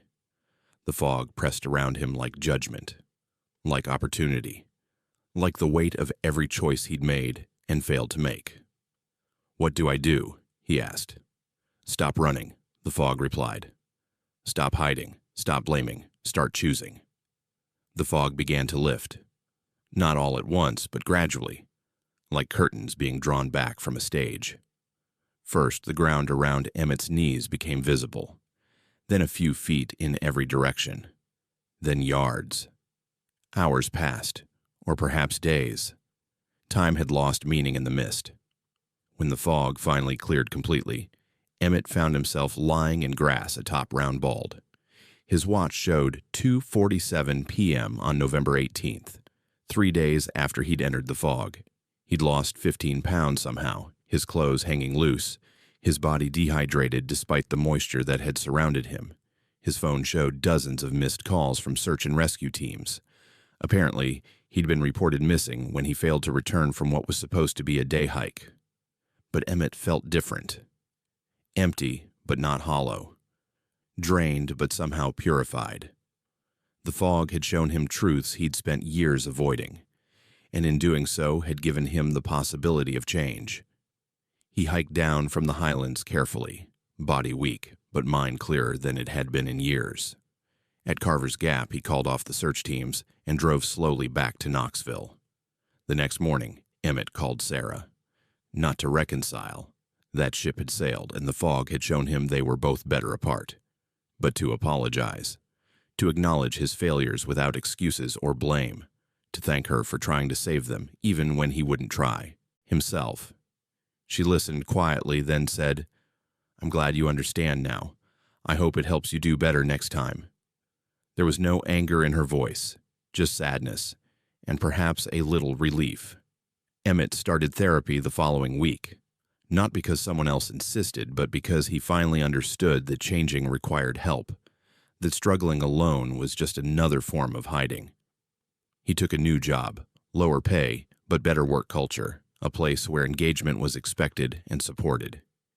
He reconnected with family members he'd ignored, not trying to recapture lost time, but building new foundations. But sometimes, especially in November when mountain mists form in Tennessee valleys, Emmitt remembers the fog that followed him across the Roan Highlands, how it moved against wind and gravity and logic, how it showed him visions of truth he'd refused to see. He's never experienced anything like it again. The fog was singular, specific to that time and place and need, but he carries its lessons, earned through 3 days of confronting every failure and weakness and missed opportunity of his 36 years. And on clear November days, when he can see the Roan Highlands from overlooks around Knoxville, Emmitt sometimes thinks he sees wisps of mist gathering on those distant balds, moving against the wind, following someone else who needs to stop running, stop hiding, stop blaming, someone else who needs to be shown what they refuse to see. Drake found a fully functioning 1920s farmstead on property that every survey showed as empty land, and the family living there insisted his grandfather, who died in 1952, had sent him. By the time he understood what they wanted, 7 hours had vanished, and the photograph in his pocket showed him sitting at their dinner table a century before he was born. February 2024 brought Drake Bradley to a remote property near Cumberland Gap, Kentucky, with clipboard, camera, and 30 years of experience appraising mountain real estate. At 58, the real estate appraiser from Boone, North Carolina, had seen every type of property the Appalachian region offered, from pristine ridgetop parcels to flood-prone bottomland that wasn't worth the legal fees to transfer. The 240-acre tract near Cumberland Gap should have been straightforward. Remote farmland, undeveloped, listed for sale by descendants of the original homesteaders who'd moved away decades ago. Drake's job was simple: assess the land, document any structures or improvements, estimate fair market value for a developer interested in the timber rights. He arrived on a gray February morning, the kind of day where clouds pressed low and made the mountains feel smaller, closer, more present. The dirt road leading to the property was barely passable, more suggestion than actual road, his truck lurching over ruts and washouts that hadn't been maintained in years. According to the survey maps and county records, the property was empty. No structures, no utilities, nothing but forest, and a few clearings where homesteads had stood a century ago. The family who owned it hadn't lived there since the 1960s. Everything should have been reclaimed by nature, returned to the mountain. But when Drake crested the final rise and looked into the valley below, he saw a working farm. Not ruins, not foundations. a fully intact farmstead that looked like it had been occupied continuously for decades. Two-story white farmhouse with a wide porch, barn with fresh red paint, chicken coop with actual chickens scratching in the yard, smoke rising from the chimney in a steady gray column. Drake stopped his truck and stared. This wasn't on any survey. The aerial photographs showed empty valley. The property records mentioned no improvements. But evidence of his eyes told a different story entirely. He checked his GPS coordinates 3 times. He was definitely on the right property. This valley was the center of the 240-acre tract he'd been hired to appraise, but the farm below him shouldn't exist. Drake drove slowly down the winding path toward the farmstead, professional curiosity overriding his unease. Maybe the property records were wrong. Maybe the family had maintained the old homestead without updating county files. It happened sometimes in remote areas where people valued privacy over bureaucratic accuracy. As he pulled into the farmyard, a man emerged from the barn. Tall, weathered, wearing overalls and a flannel shirt that could have come from any era from 1920 to today. He waved in friendly greeting, completely unsurprised to see a stranger driving up. "You must be Drake Bradley," the man called out, his accent thick with mountain dialect. "We've been expecting you. Your granddaddy said you'd come today." Drake climbed out of his truck, confusion mixing with professional courtesy. "I'm sorry. There must be some mistake. My grandfather passed away in 1952, and I'm here to appraise this property for—" "Cal Bradley sent word," the man interrupted, smiling. "Said his grandson would come on February 14th, 2024, and we should make sure to offer hospitality. We don't turn away family." Drake's blood went cold. His grandfather's name had been Calvin Bradley, called Cal by everyone who knew him, but Cal had died when Drake was 6 years old, 72 years ago, and Drake had told no one about this appraisal appointment except his office, certainly hadn't mentioned his grandfather. "How do you know my grandfather's name?" Drake asked carefully. "He lived here for a spell, back in 26, the man replied easily. "Worked the farm before he moved down to Boone. Good man, hard worker. Said his grandson would need our help someday." That would have made Cal about 20 years old, which aligned with stories Drake remembered from childhood. His grandfather working various farms before settling in Boone, meeting Drake's grandmother, starting his own family. "Come inside," the man said, gesturing toward the farmhouse. "Wife's got supper almost ready. We'll talk about what you came for." Every instinct told Drake to refuse, to get back in his truck and leave. But curiosity, and something deeper, some pull he couldn't identify, made him follow the man up the porch steps. The interior of the farmhouse stopped Drake at the threshold. It looked exactly like photographs he'd seen of his grandparents' home from the 1920s. The same style of furniture, the same layout, even the same type of wood stove in the kitchen. Not similar. Identical. A woman emerged from the kitchen wearing a house dress that belonged in a history book. She smiled warmly, wiping her hands on an apron. "Welcome, Drake. We've been keeping your place at the table for so long now." "My place?" Drake managed. "Cal told us you'd need to understand," she said, gesturing to the dining room, where a table was set for 5. "Need to see how it works, the farm. How we keep things going. How we wait." 3 children appeared from upstairs, 2 girls and a boy, ages ranging from maybe 8 to 14. They wore clothes from another era, but their faces were bright and curious, their manners polite as they greeted Drake and took seats at the table. Drake found himself sitting at the table, though he couldn't remember agreeing to stay. A plate appeared before him. Fried chicken, mashed potatoes, green beans, biscuits. The food looked and smelled real, steaming and fresh. "What year do you think it is?" Drake asked, his voice barely steady. The family exchanged glances. "What year do you need it to be?" the man replied. "It's 2024, Drake said firmly. February 14th, 2024. "If you say so," the woman said gently. "But here, we live in all the years at once. We're here in 1926 when Cal worked the farm. We're here in 1952 when he passed.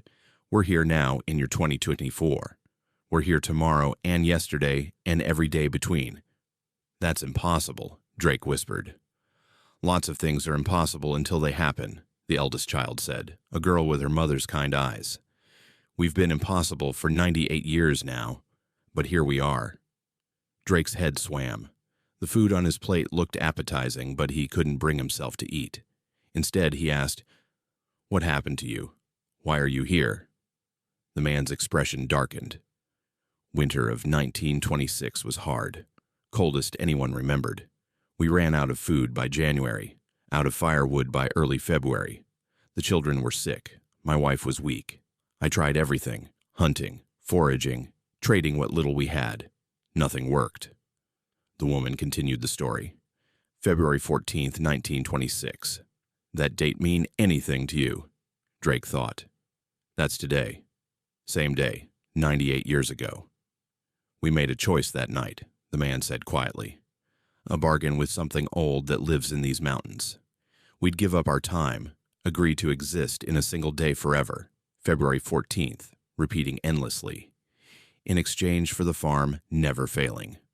Food always in the pantry. Fire always in the stove. Children always healthy. Forever. That's insane, Drake breathed. That's survival, the woman corrected. When you're watching your children starve, you'll bargain with anything. But you're trapped, Drake said. We're safe, she replied. Safe and fed and warm. The same day, yes, forever. But we remember every iteration. We experience each February 14th as new. We live fully, even if we live repeatedly. The man leaned forward. Your grandfather Cal understood. He worked here for 3 months in 1926, January through March by his reckoning. But for us, those 3 months were the same day over and over. He experienced February 14th 90 times, though he didn't remember most of them when he left. Why did he send me? Drake asked. Because the bargain requires witnesses, the woman said. Someone from outside must visit on February 14th every so many years. Must see us, acknowledge us, confirm we still exist. Your grandfather did it in his time. Now it's yours. And if no one comes, then we fade, the eldest child said simply. The bargain breaks. The farm disappears. We stop existing. Not die, we did that in 1926. But cease altogether, erased from even this repeating moment. Drake stood abruptly, chair scraping. I need to leave. Not yet, the man said, not threatening, but firm. You need to understand what you're witnessing, what you'll carry with you. The family led Drake outside. The sun had set, though Drake couldn't remember hours passing. The farmyard looked different in darkness. The barn's paint seemed fresher, the chicken coop newer, as if the farm were aging backward or forward, or both simultaneously. Look at the mountains, the woman said, pointing. Drake looked and saw impossibilities. The ridgelines were in the wrong positions. The stars overhead formed constellations that didn't match February skies. The moon was full, though Drake remembered it being a thin crescent when he'd driven up that morning. Time works different here, the man explained. The farm exists in all versions of February 14th at once, 1926, 1952, 2024, and every year between and after. You're standing in a moment that's happening perpetually. How do I leave? Drake asked, panic rising.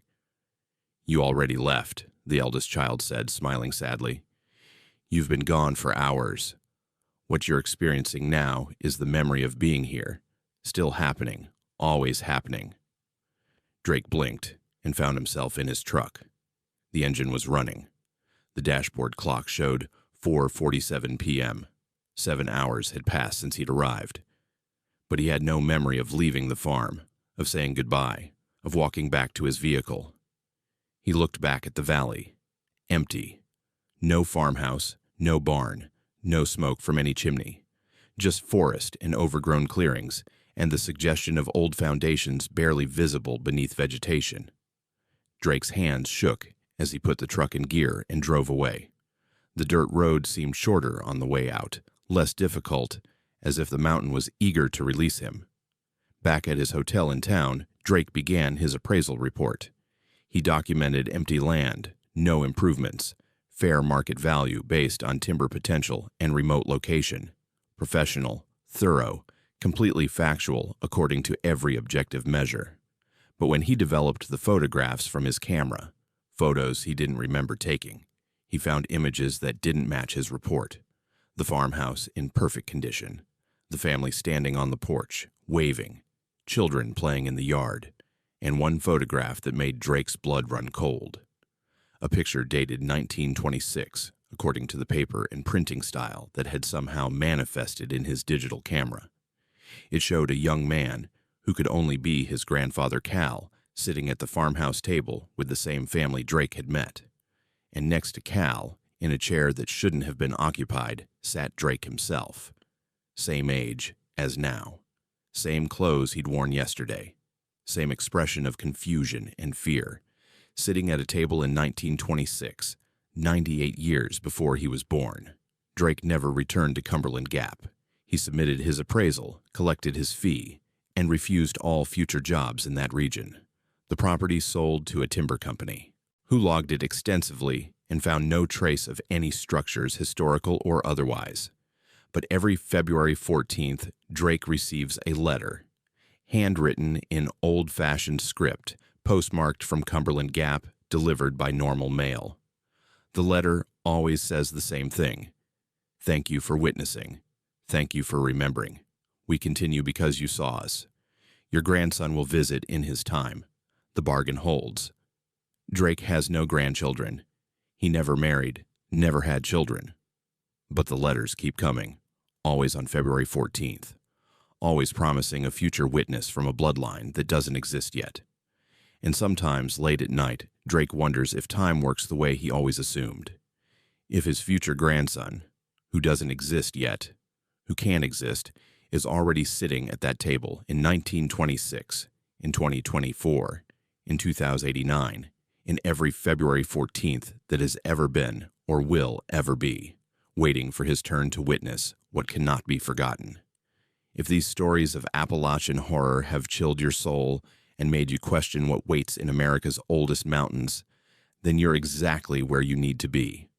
Subscribe to Haunted Fears and join our horror family, because we bring you the darkest tales from forgotten places every single week. Hit that subscribe button, ring the notification bell, and never miss a story that will keep you up at night. These mountains have more secrets to reveal, and Haunted Fears is your guide into the darkness. Subscribe now if you dare.